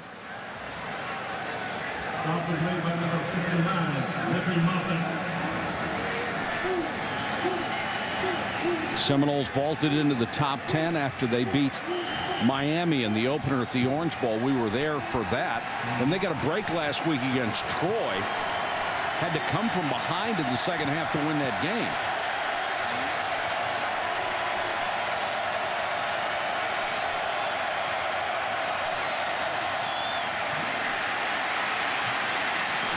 He'll run it inside the 10-5. Touchdown, Proctor.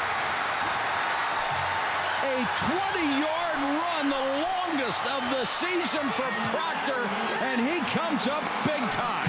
And a great decision by the young man also. What great field vision. And just like Tommy told us, he's going for 2 again. He says he's not kicking anymore, and he's got Will Proctor still on the field right now. Boy, and his dad is just so thrilled he's in tears right now. I bet Will feels the same way. Well, you see the mobility of Will Proctor there. That's the one thing that the coaches told us. The big difference between him and Charlie Whitehurst. He has a lot more mobility than Whitehurst has. And Florida State had to burn another timeout on special teams this time. And the Boo Birds are here and out at home. Take a look at the touchdown again. First, you're going to see the great patience by Proctor to sell the fake and wait. And then he gets his head and eyes around, and he has to outrun Timmons to the corner. Then he sees the running lane and makes a great decision to just take it for himself. And that is an outstanding play by the quarterback. Thomas Hunter, the tight end, turned from receiver into blocker, as did Akeem Robinson. And Proctor, a huge touchdown for Clemson. And Timmons, who they feel may be their best defensive player, really missed him as he came in on trying to pressure. Well, part of that is because of the fact that Proctor really sold the fake. He held that fake in there, and he wasn't too big of a hurry to get outside. Yep. That forced Timmons to really respect it and come downhill a little bit more. And pretty good numbers in the passing department as well, but that's a huge run for him, and that puts up Clemson 20-9, and now they'll go for 2. You were with us at the half. Tommy Bowden said, I'm not kicking it anymore. That's it. Tried for 1 2-point conversion and got it.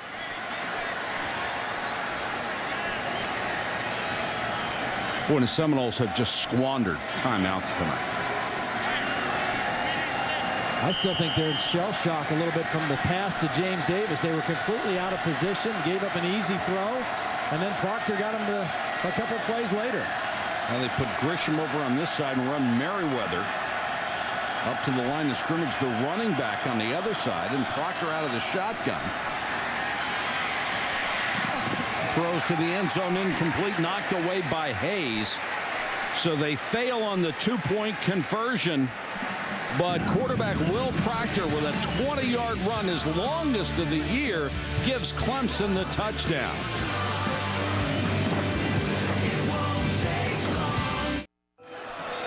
ESPN's College Football Primetime is broadcast in high definition and presented by Pioneer Plasma Displays.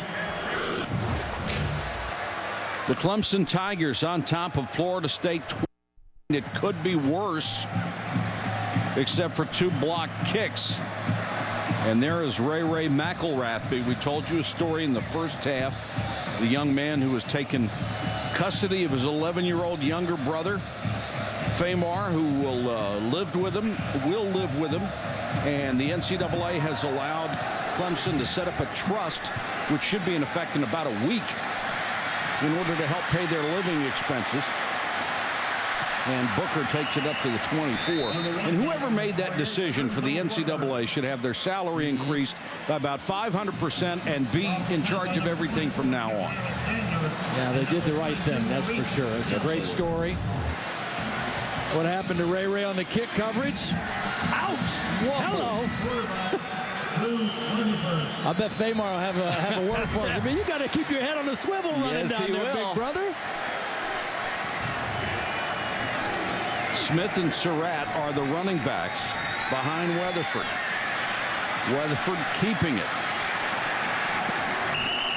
Got out to the 23. The frustration starting to build, Todd. I want to go back and look at the touchdown. I want to show you something. Now, this is Lawrence Timmons right here.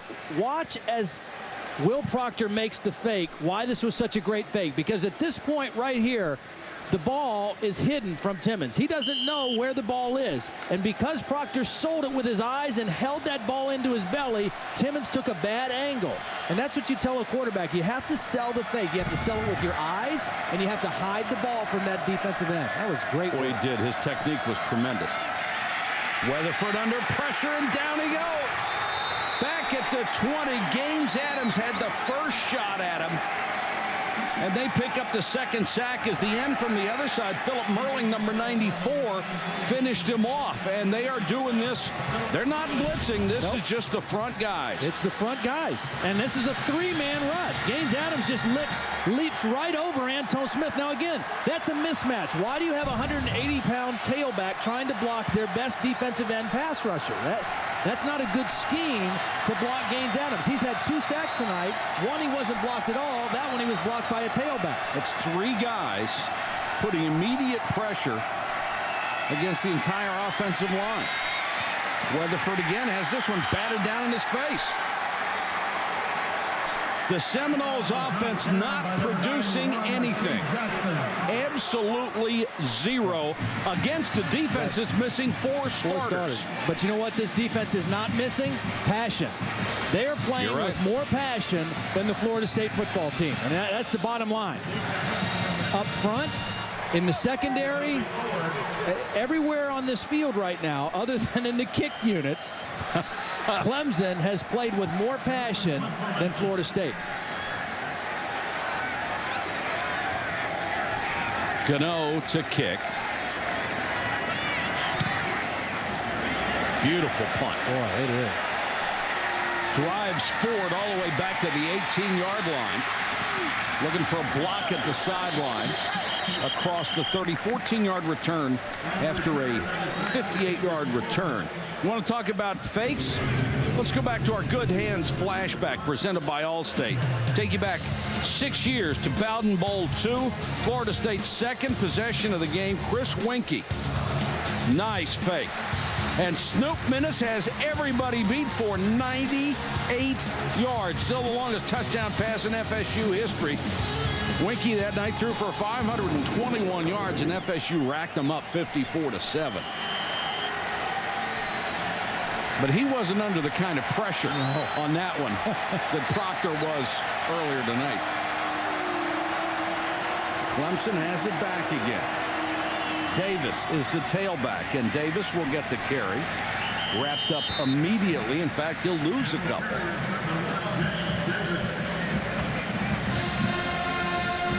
How good has Proctor been in the last 2 drives? He has been nearly perfect. 6 out of 7 passing, 1 run for 20 yards. Both drives resulted in touchdowns. Can't argue with those numbers. And a game manager. I mean, as a game manager, he's been terrific. I mean, in a hostile environment, he's even got his dad smiling at this point. He's gone from tears to smile. I'd love to see his son turn this one into a laugher. He didn't get all the emotions. Spiller taken out of bounds near the 30. A similar play to that last week against Boston College. C.J. Spiller turned that into an 82-yard touchdown run. This team at Florida State defensively a little more team speed overall than that Boston College defense. Look, if Clemson hangs on to this, they would be tied with Florida State, but head-to-head is always the first tiebreaker. So they would have the advantage for the rest of the season if they end up tied with each other. And it would be a huge win for them. And now Clemson will use a timeout with 9:13 to go in the 3rd quarter. And the Tigers, who have dominated Florida State at home, leading 20-9. We've got a timeout, 9:13 to go, 3rd quarter. Back after this.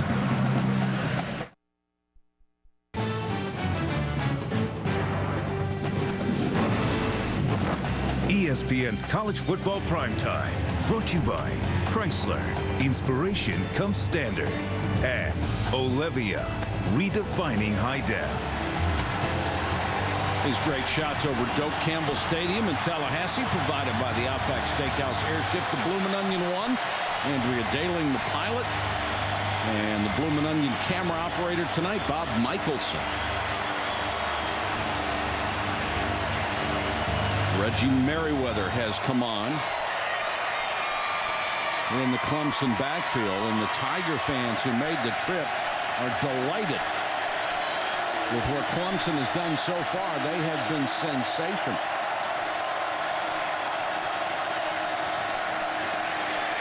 Blitz coming. Proctor threw. Kelly wasn't ready. Turned around. The ball was already past him. Good decision by Proctor, though, because at this point now he's got to say, look, they're bringing more than we can block. I don't want to take a sack, and I don't want to force a bad throw for an interception. Get rid of it. If we have to punt, let's go ahead and punt. But the game is going our way right now. Let's not do something to let Florida State have a short field and get right back into it. Cole chasing, and right now you have to think the best way for Florida State to get back into it is on special teams. Will they rush? Will they get a big return? They need some spark. Pressure, they didn't get there. Davis, with no blocking back there as they had the rush on, is pulled down. Here is tonight's Aflac trivia question. What school has won the most ACC football titles?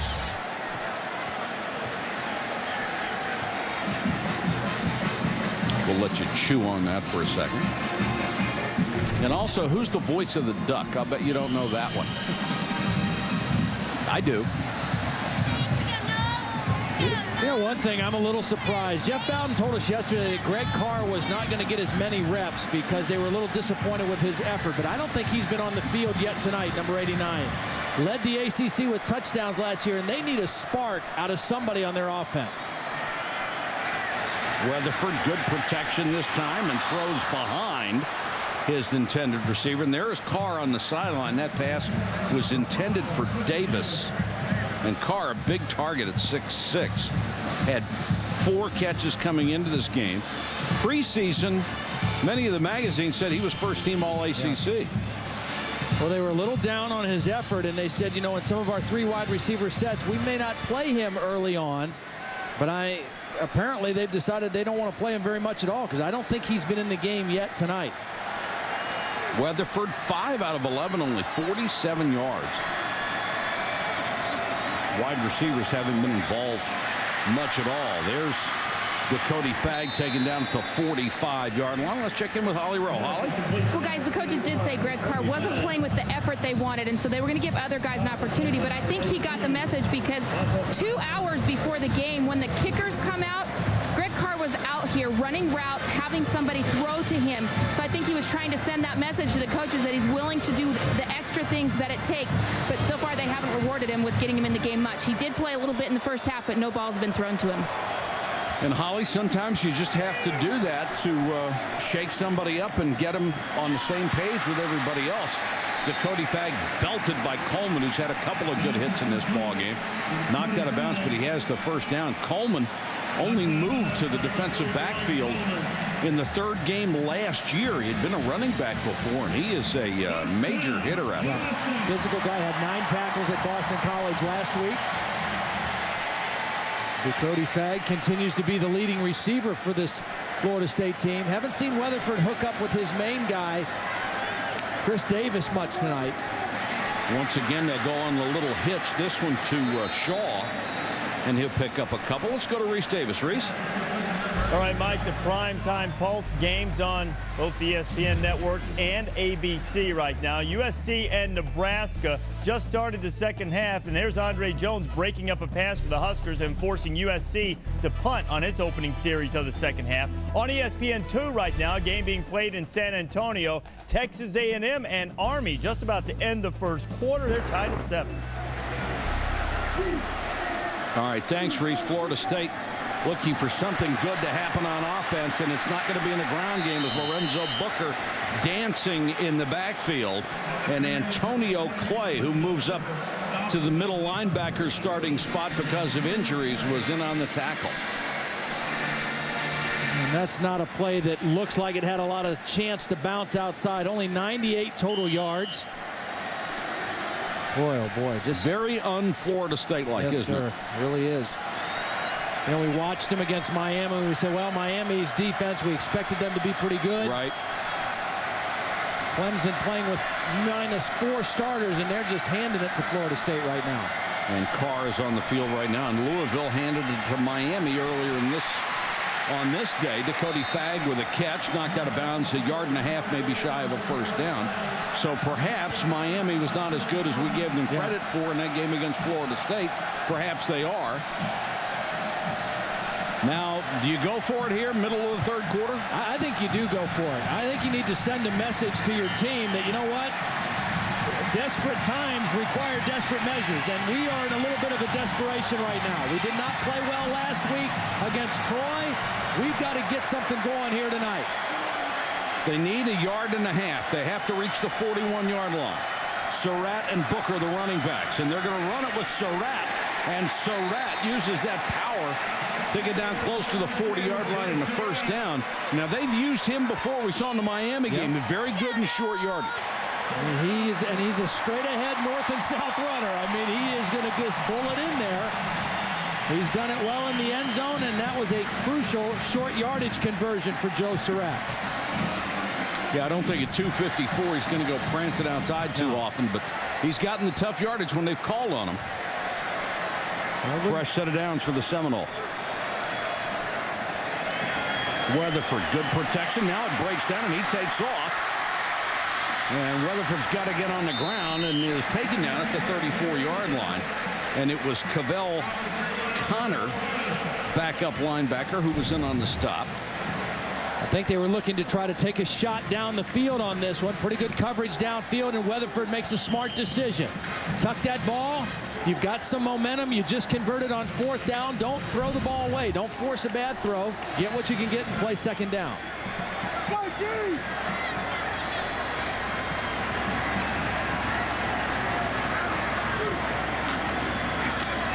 Surratt hammers inside the 30 to the 27-yard line. You succeed and you're rewarded. Surratt gets another carry. The other thing that is really good for Florida State right now, you've converted a little bit, you've got some momentum, and you're also allowing your defense to rest a little bit, because this Clemson offense has put some pressure on the Seminole defense. Remember, the Florida State offense has not scored in this game yet. Right. Well, they had to come from behind both of their first 2 wins against Miami and Troy. Booker, nice cut this time. Booker inside the 15 to the 14.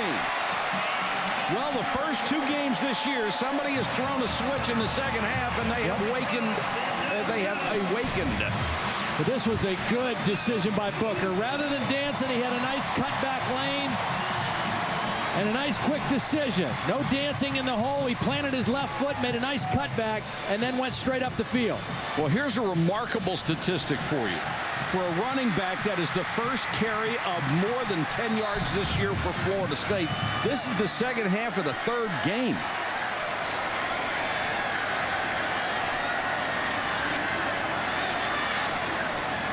Booker again.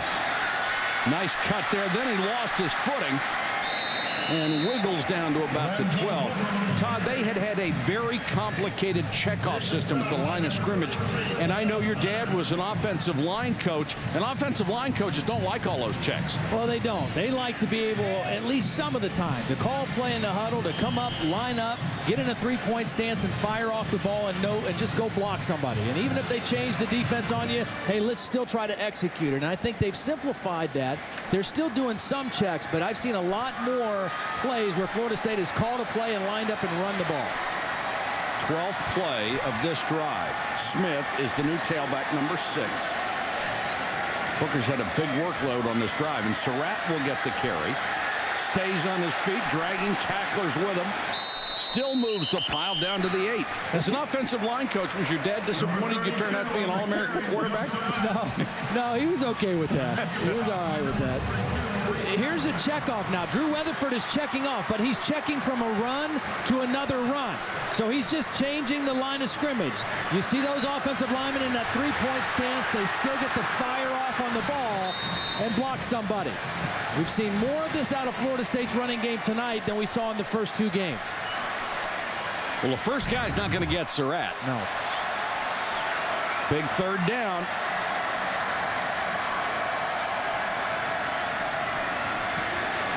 Weatherford. Incomplete. Should have been a touchdown to Richard Goodman. Holy cow. Weatherford put it right there. And Richard Goodman is the guy who's getting more of the reps in the stead of Greg Carr. He's got the ball, he just can't grab it. Oh. Now they'll go for a 25-yard field goal. That could have cut the lead to a field goal. Yep. Well, still, if he makes this, it's still a 2-possession or a 1-possession game. They cut it to 8. Sismaja got it inside the right upright. So it's 20-12 with 3:19 to go in the ball game. A 14-play drive that went 54 yards.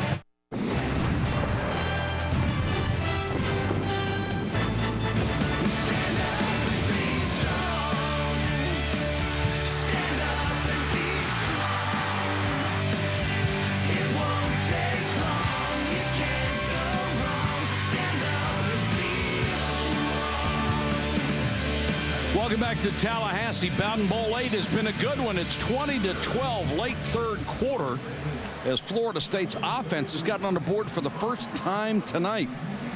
Their special teams have provided the rest of the points. What are those hats? Those must be like ice hats or cool or cold water or something. Look good on you. We might need one of those up in the booth.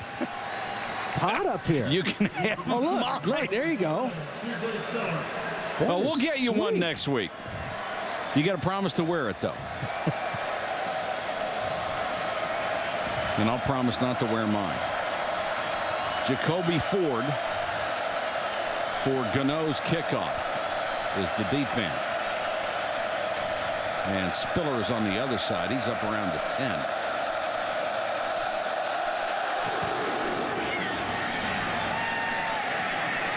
And Gano puts it in the end zone. Clemson was really eyeing any possible onside kick there. This is also the Trickery Bowl between these two.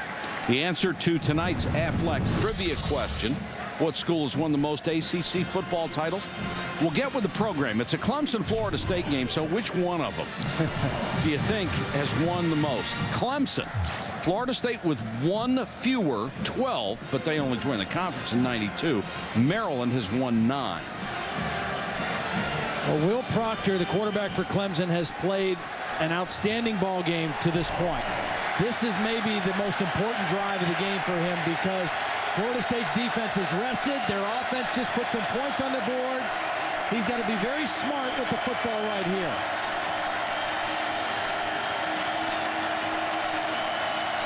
He has shown great decision-making so far in the ball game. He really needs to zero in on that right now. Davis couldn't hear what they had changed to, and Proctor had to use a timeout. Very, very loud in here. A flag went down on the play. I mean, there's more than 82,000, the overwhelming majority Seminole fans. Well, Tommy Bowden was running on the sideline trying to call timeout. I think they're going to give him the timeout before there was a penalty. Dead ball foul, delay of game, 14 on the offense. 5-yard penalty, first down. Apparently not. No, obviously Will Proctor was not aware of the play clock. He was trying to make a check at the line of scrimmage, and Tommy was running up to the official trying desperately to call timeout.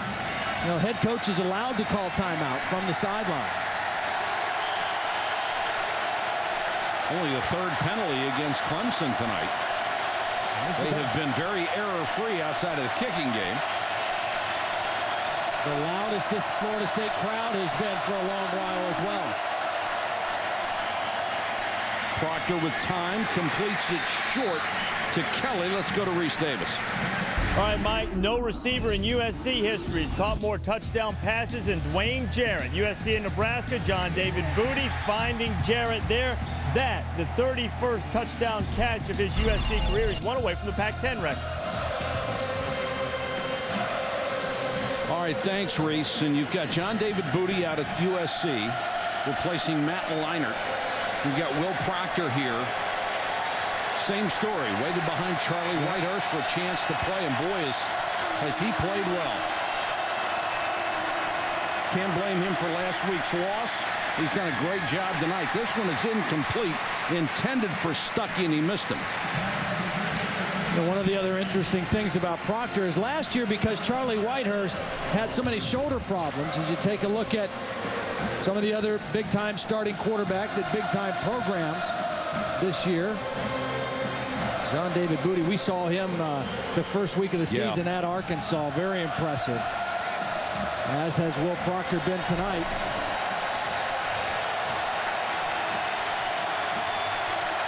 Third and 10.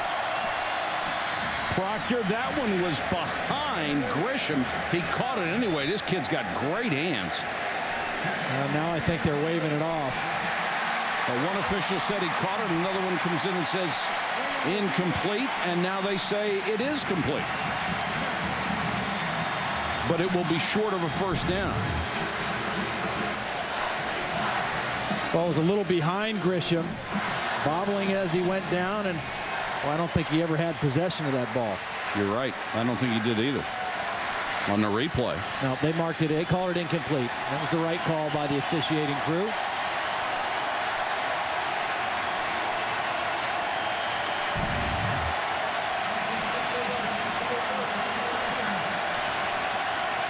Chasing to punt. There's nobody out on the wide guy on the punt team. I don't know if you want to take a shot at, but nobody covering the outside guy.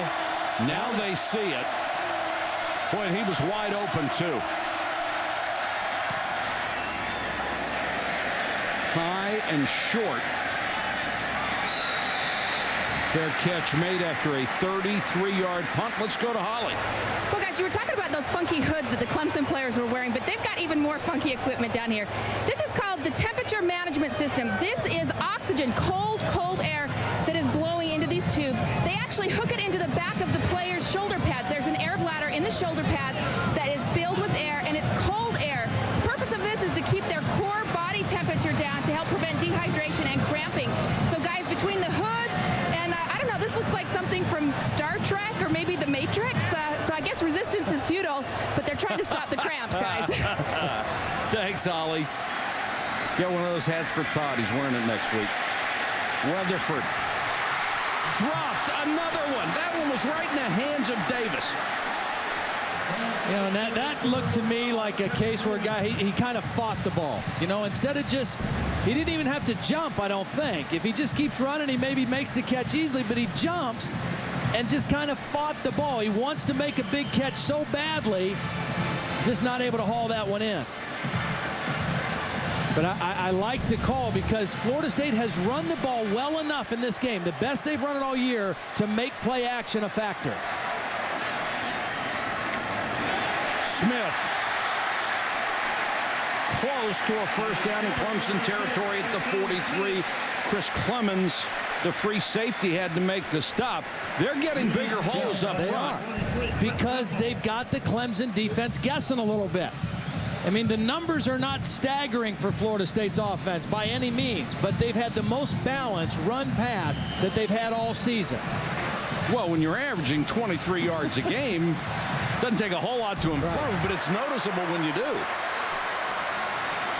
What do you do on 3rd and 1? Quarterback keeper. And it looks like Weatherford, by about a half a yard, will have a first down. See, I'd come right back on this first down and go play action again and take a shot down the field. Try to get a big chunk. Maybe look for your tight end, Brandon Warren, on something down the field. Here comes Greg Carr into the ball game. Maybe take a shot for him. He's their biggest receiver at 6'6". This could be the last play of the third quarter. There's Carr, the young man out of Fayetteville, Georgia. Instead, they'll give it off on the ground to Smith, and he pays the price as he's drilled by C.J. Gaddis, who's been playing with a bad foot. That's the end of 3 quarters. Clemson with the lead at Florida State.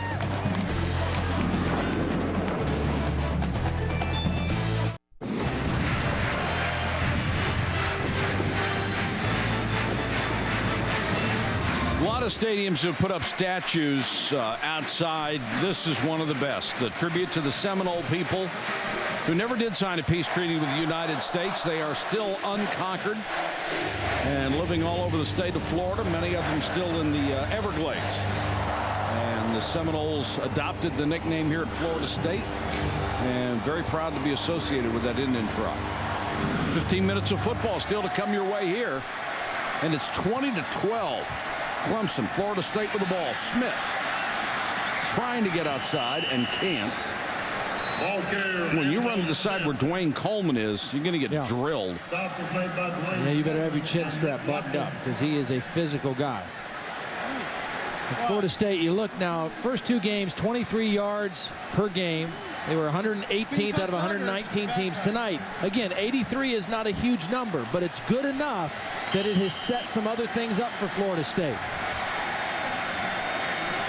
3rd and 9.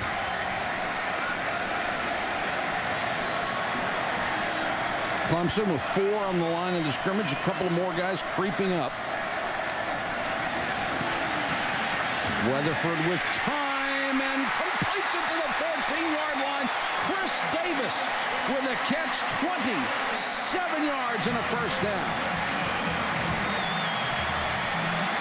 All at once, the Seminole offense has come alive. Yep, great pass protection against a 4-man rush.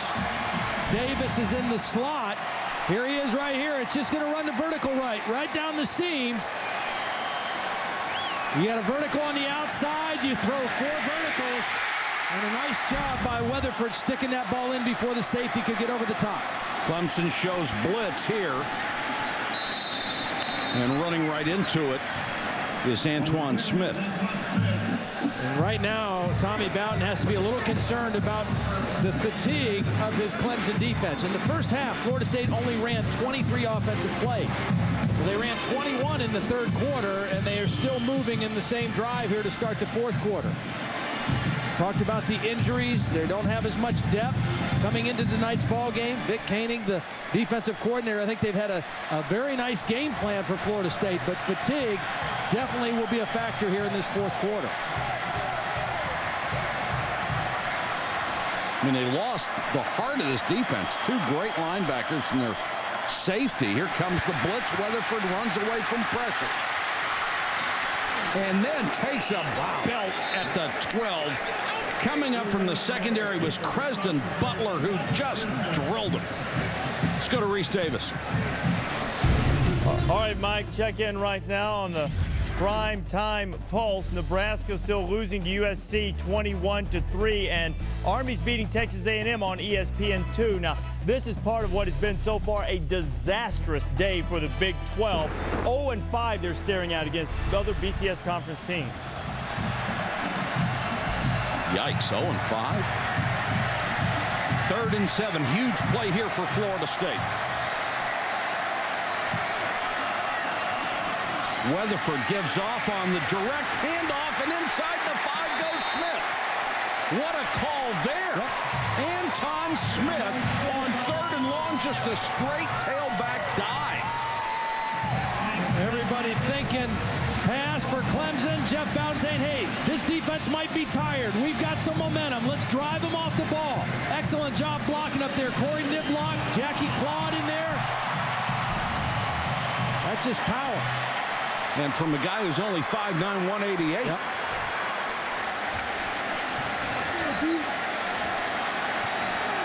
Surratt comes in. Smith remains at tailback. Clemson nearly jumped, and Rutherford wants to change the play. Smith bounces outside and will lose a yard.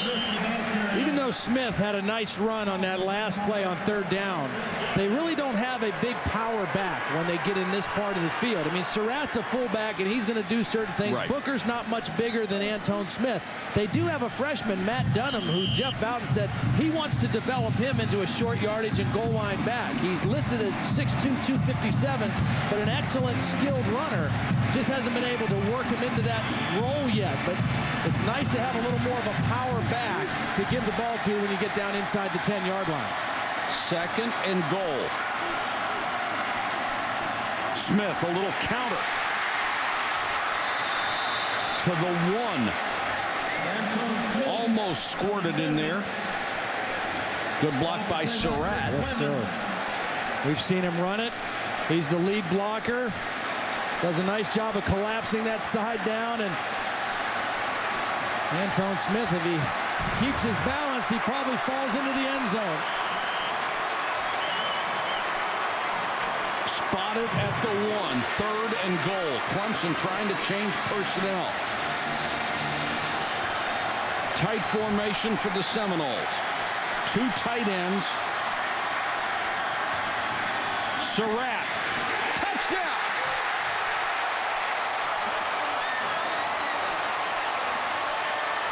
They can tie it if they go for 2. And Surratt's done the job on short yardage, hasn't he? Yep. The last 2 Florida State drives, they've had 26 plays.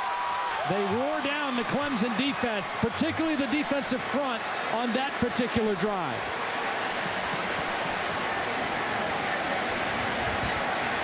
For the Seminoles, all 3 games this year have been playing with fire. Yep. Been forced to come from behind in the second half in all of them. Booker will come in as they will go for 2 to tie it. 3 wide receivers, including Carr.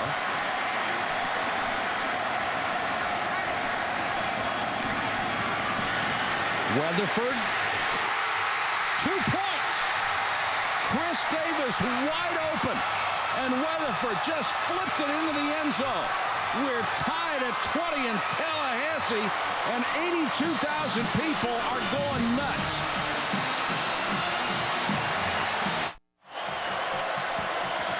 Surratt gets the tying touchdown, his 3rd of the year. We're now tied at 20. 10:27 to go in the ball game.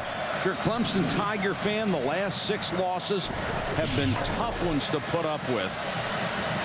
18 points, the cumulative total, and that includes 1 in double overtime last week when they had an extra point blocked against Boston College. And if you're thinking overtime, Clemson has lost their last 3 overtime games that they've played. Prior to that, they had won 5 in a row, but they've lost their last 3. Seminoles to kick. Gano to the Speed Merchants. This time he is kicking into a slight wind, and they'll have a chance to return it. Spiller, the sprint champion, dives out near the 25-yard line. Let's go back to the touchdown, Todd. Well, Surratt's going to do a nice job of just sidestepping Antonio Clay, who's going to come unblocked. But Surratt's going to have his eyes up, and he's just going to kind of sidestep to his left and avoid the oncoming Clay. And then on the 2-point conversion, you've got Carr going to the back of the end zone. Davis is underneath. And that's what Weatherford's going to read. He's going to see the attention go to Carr at the back of the end zone. Davis will come underneath, and he just flips him the ball for the 2-point conversion. Carr drew 3 of them, didn't he? Yep, sure did. Davis, the tailback. How does Clemson respond to the tying touchdown? Davis, a little counter. Slipped 1 tackle. Will pick up about 3. Let's go to Reese. All right, Mike, I mentioned the disastrous day for the Big 12 so far. That doesn't include this game. Army and Texas A&M. Army breaking out the reverse. Check out this run by Corey Anderson. Relentless, breaking tackles for the Black Knights of the Hudson. They're tied up with A&M getting late in the first half. It's on ESPN2, locked up at 14. Gotta love it when Army and Navy play well. Yep. Used to be such a huge part of college football. Floated down the sidelines, out of bounds. That was caught by Spiller, but he was running out of bounds. Wasn't even close. Well, Florida State's defense starting to tighten the screws a little bit. Ever since Clemson took that 20-9 lead in this game, the next two Clemson possessions, Florida State 3 and out with their defense. And they have another opportunity to make it 3 in a row, 3 and out. And you talked about Clemson's defense looking a little bit tired, so Clemson's offense needs to get a first down here and give them a breather. Absolutely right. 3rd and 8.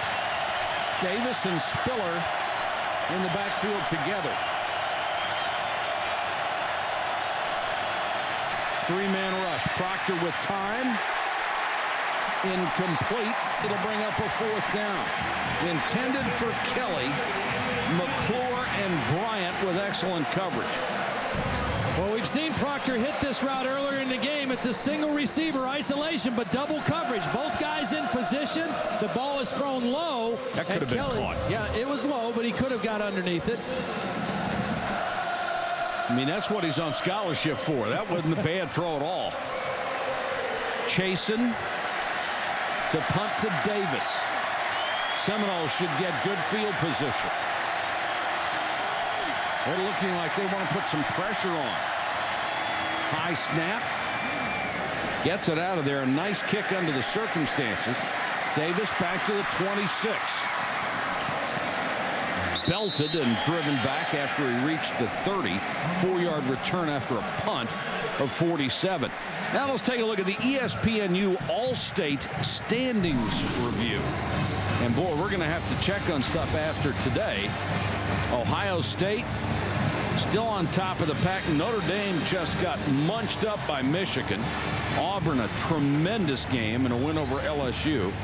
USC is leading against Nebraska. West Virginia won big on Thursday night. LSU, good-looking ball club. Florida playing at Tennessee tonight. 1st and 10 Seminoles. Can they get another drive going? Booker. Not getting that penetration from Clemson's defense right now. Check in with Reese. He has a 30-30 update. All right, Mike, it was Separation Saturday, taking the stage on 30-30. Michigan and Notre Dame. 3 touchdown catches for Mario Manningham. Wolverines win at 47-21. Auburn beats LSU. This, the last play of the game. Jamarcus Russell throwing the pass, but not getting it into the end zone. Sports Center after the game. ESPN News always. College football final at midnight. Booker. Well, they found something against this defense. Clay makes the tackle, but well downfield, and it's close to a first down. Well, it was interesting. When we talked to Bobby Bowden on Friday, he said, you know, after the game against Troy, I came up to my office and I got the offensive tapes and watched our offense right after the game. And the biggest thing he said he saw was indecision on his offensive lineman's part. And that's why they made this decision to kind of simplify the checkoff system. And we have seen a much more aggressive running game out of Florida State tonight. 3rd and 1. Surratt is belted. Did not get back to the line of scrimmage. That's going to be 4th down and a yard. What a rise to the occasion by a Clemson defense that you know is tired. They've gotten gashed by a couple plays here in this second half. Darrell Scott, the nose man, said not this time. Now they're looking to the Florida State sideline. Maybe a little early to have a gamble like this. 7:05 and counting. Yeah, you have to punt the football here. You have to punt the football because your defense has gotten 3 straight 3 and out. So you got to figure that they're playing their game right now. Punt the football and let your defense play. Don't give Clemson the short field against your defense. So Gano has had a pretty good night with nearly a 41-yard average. Will kick to Jacoby Ford. Already has the longest ever punt return in Clemson history. 92. Fair catch here just inside the 15-yard line. Pretty 46-yard kick and no return for Gano. We are down to 6:31 in a tie game, 20-20.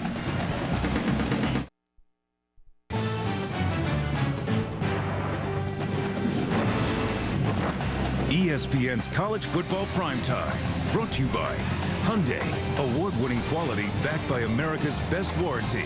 Hyundai, it's time to rethink everything. And Michelin, a better way forward.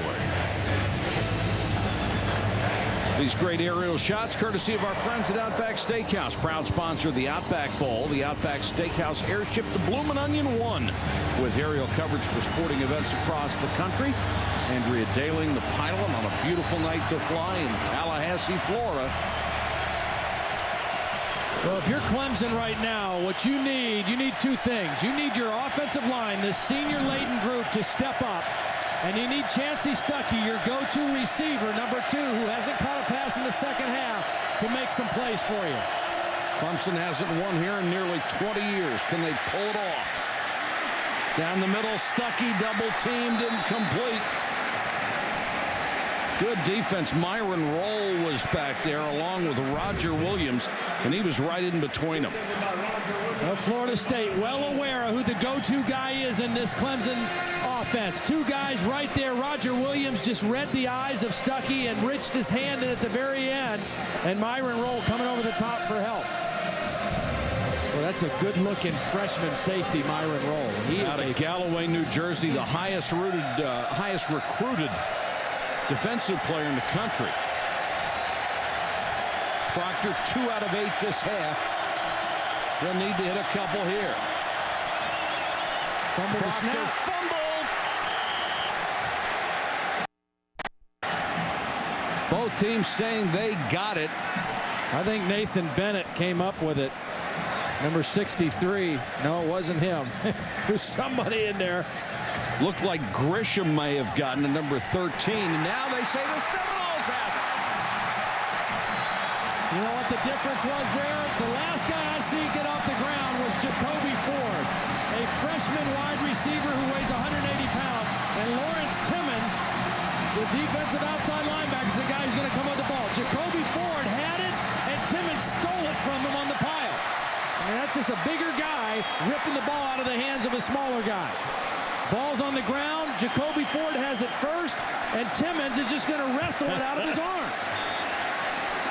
You're right. The biggest, strongest guy wins.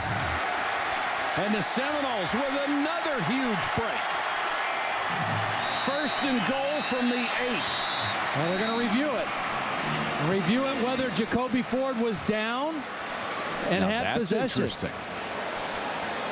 You saw Drew Weatherford was upset. He was trying to get the snap off before they could have a chance to review it. Good job. Now, if they say he had possession, it doesn't matter what happens after. If he's on the ground and has the ball, play's over.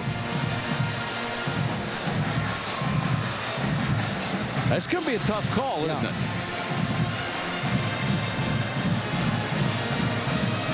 Well, I think he had it. It's just a matter of whether anybody saw that he, had it, what they called, because he... Wow. Well, he's got it right there, if but two guys have it together, it goes to the offense, right? And Timmons certainly had his hands on the ball at the same time. They might overturn this. What an enormous call this would be. Now, the call on the field goes to Florida State. Yeah. So you have to have indisputable video evidence to overturn it. So the advantage is to the Seminoles going into the replay. Further review, it is ruled that there was joint possession of the ball on the ground. Therefore, the fumble goes to the offensive team. It goes back to Clemson. 3rd and 8 at the spot of the red ball. Certainly the Seminole fans aren't going to like that call, but the rule is the rule, and it was interpreted perfectly, I thought. Absolutely correct. Now, Coach Bowden not happy, but you could see there was simultaneous possession, and it was a great call for you, Todd, because you said, they both have it, goes to the offense. Yeah, that Coach Bowden, the elder Coach Bowden, not the younger Coach Bowden. He's happy. Well, it's still a difficult situation for the Clemson offense. Will Proctor, again, has to be smart with the football. Florida State's defense has really come alive here in the second half. It is 3rd and 15, even though they get the ball back.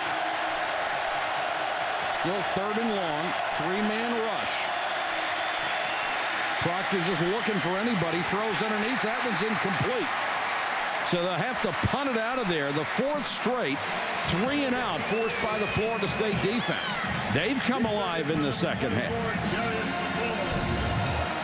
And you just get a feel that this Florida State defense has really kind of drawn a bead on what Will Proctor wants to do throwing the football. The coverage is a lot tighter here in the last 4 or 5 possessions than it was earlier in the ball game. That switch that they have thrown in the second half of all 3 games, Bobby Bowden's going to be looking for that sucker and try to flip it in the first quarter from now on.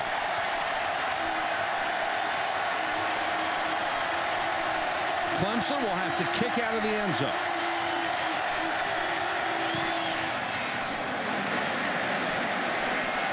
Davis from the 47. Good coverage. Got 2 yards, and that was it. 39-yard punt, 2-yard return. Florida State with great field position. Nick Watkins was down to make the tackle. Well, if you had to pick what were the key plays of the game, it had to be the 2 block kicks that Florida State got, because it resulted in 9 points. The block extra point returned by Tony Carter, then a block field goal returned by the same guy, Tony Carter, for a touchdown. 9 points out of Florida State's total of 20, directly the result of block kicks. And at that point, Tommy Bowden had seen enough of his kicking team. I'm just curious if he's going to stick to what he told Holly going into halftime, if it comes down to a chance to win on a kick. Weatherford trying to get out of trouble. Slips 3 tackles and got back to midfield. Let's go to Reese Davis. All right, Mike, the prime time pulse, Nebraska and USC on ABC. Zach Taylor ran in on 4th and goal on a bootleg to get the Huskers into the end zone for the first time tonight. 21-10, still a lot of time to go in the 4th quarter there. And over on ESPN2, Texas A&M and Army going to halftime. Black Knights of the Hudson hanging in there, tied at 14. 2nd and 14 with the clock running. Seminoles at midfield in the tie game.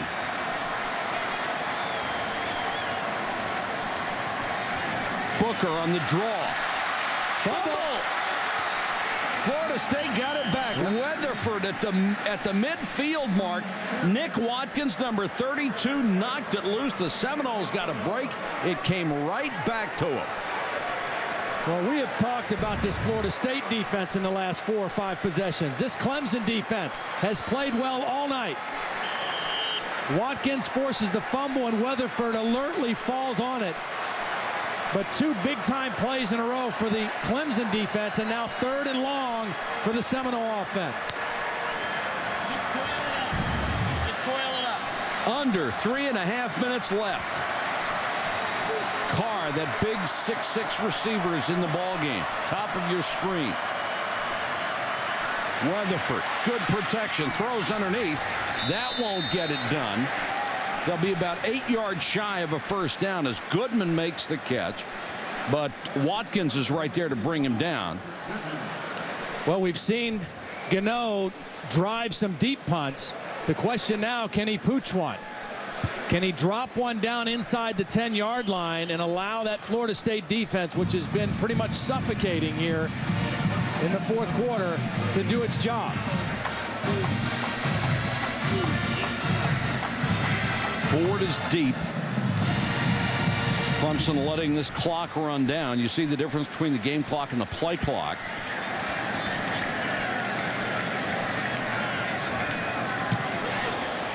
Clemson puts on a little pressure.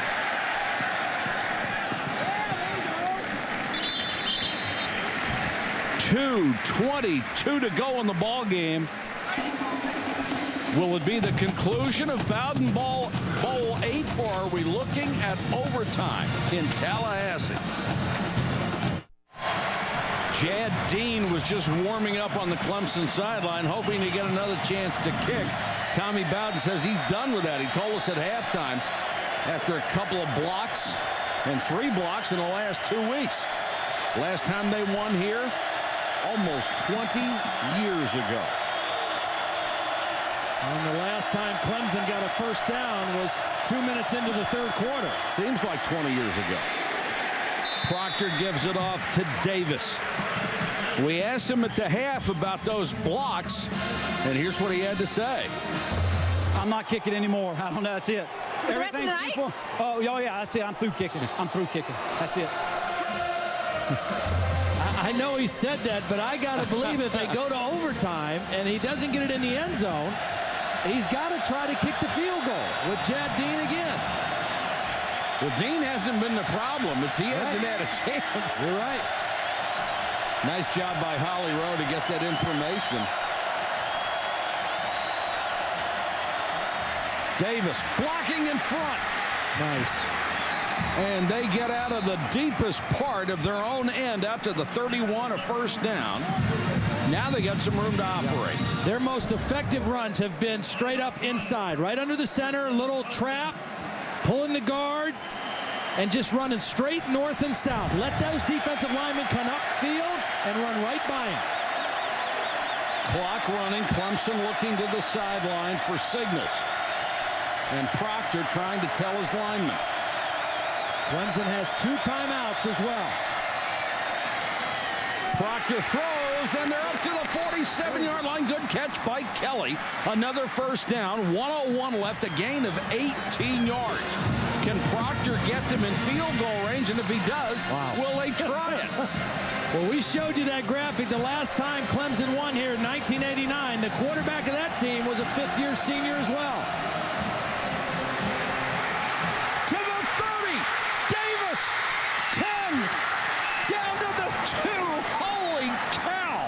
You know what Clemson did there? They had mass substitutions, and then they lined up and went on a quick count, and they caught the Florida State defense unaware. Look at all the defenders standing up. They lined up and went on a quick count and fooled the Florida State defense. What a call. Now they're going to mark this closer to the 4 where his knee went down. Now, if you had confidence in the kicking game, you could just sit down a couple of times, let the clock run, and kick it. But they don't. Davis straight up the middle to the 1. I think you use the timeout here, maybe. There's 42 seconds. Nope. Well, they certainly don't have to rush. Florida State trying to sub now. 3 new defenders coming in. It might come a quick count again for Clemson. Here it is. Davis dives. No.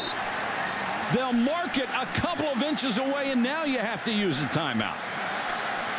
Well, they haven't yet. Now they do. With 11 seconds left. Oh, man. What a finish. They went on the quick count again. They almost fooled Florida State again. He tries to reach for the goal line and down just outside the chalk. I don't know if Tommy Bowden would kick it from here or not. I don't know. No, I don't think he will now. I think at this point he's going to go for a touchdown. And if he doesn't get the touchdown, then he'll make that decision in overtime. The last 2 times he has tried to kick placement, it cost him 2 points on a blocked extra point, and it cost him a touchdown on a blocked field goal.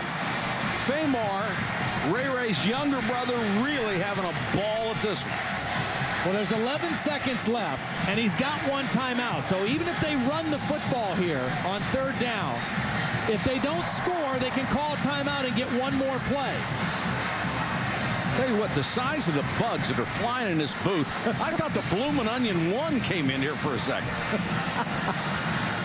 I mentioned in 1989, the quarterback for Clemson that day was a guy named Chris Morocco. He was a 5th-year senior just making his 3rd career start. Very similar to the story of this guy, Will Proctor. 3rd and goal. Davis the tailback.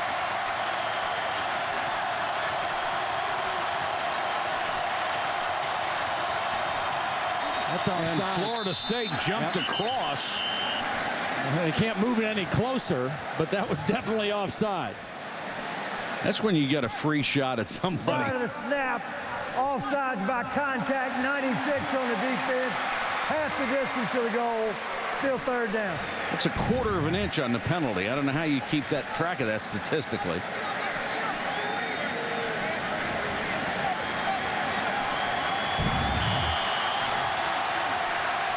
Third and goal.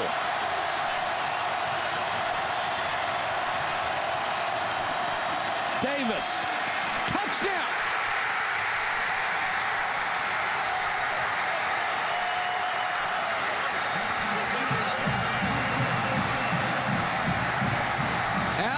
Pearson led him from the fullback spot, and Davis hammered his way in, and the Clemson offensive line did its job.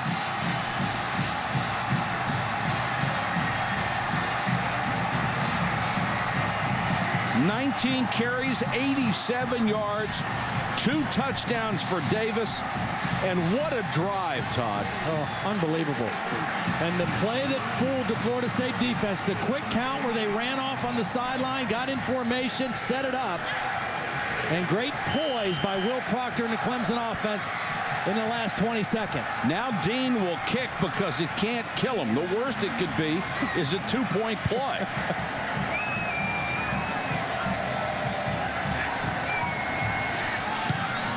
Better protection, and he knocks it through.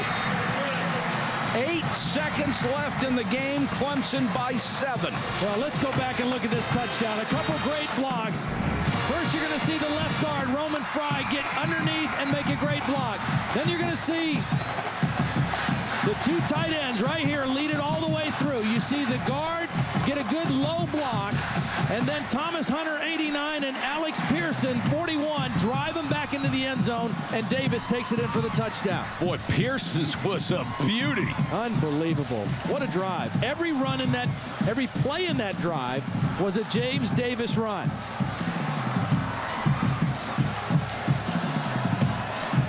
And Famar and the rest of the Clemson faithful are going to have a nice trip, you would presume, back to Clemson, South Carolina with 8 seconds to go.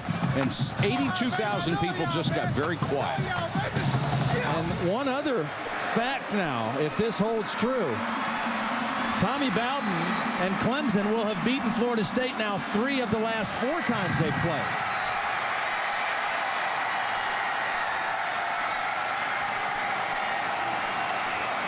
Under the new rules this year, the clock will start as soon as the kicker touches the ball. It's not the receiving team anymore. That's why I think you definitely squib kick this. Try to get it on the ground as long as it can be. Well, if you have somebody who can kick it out of the end zone, that would take 6 off of it. But I don't think he has shown the legs so far to do that. Does have a little breeze at his back going this direction. But I'm with you. I would expect some kind of squib. And there it is. Right down the middle, and Florida State will pounce on it and go to the ground at the 26. 4 seconds left. And they called timeout because the clock would also start on the change of possession. Very so Florida smart. State called a timeout to make sure they at least get 1 shot down the field. And Tommy's going to get the bath with 4 seconds to go. He's not smiling yet.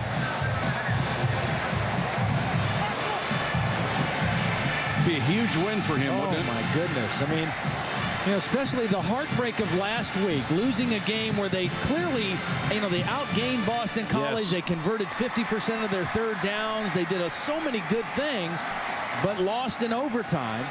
And then to come back tonight on the road in a place that they've never won with Tommy Bowden as the head coach. You think there's going to be some special teams work this week at Clemson? Yeah, but they'll have smiles on their faces when they're breaking down the film. Boy, and hats off to Proctor. Great poise. Tremendous poise by that young man. Great shot of his dad earlier with tears in his eyes, just so happy for his son. And now Xavier Lee is going to come in to throw the Hail Mary.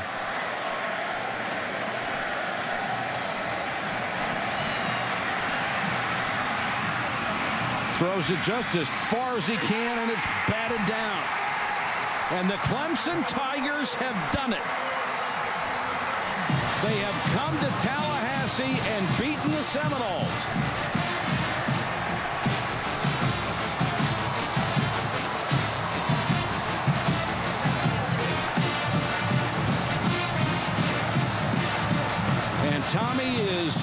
on the field with our Holly Rowe. Holly?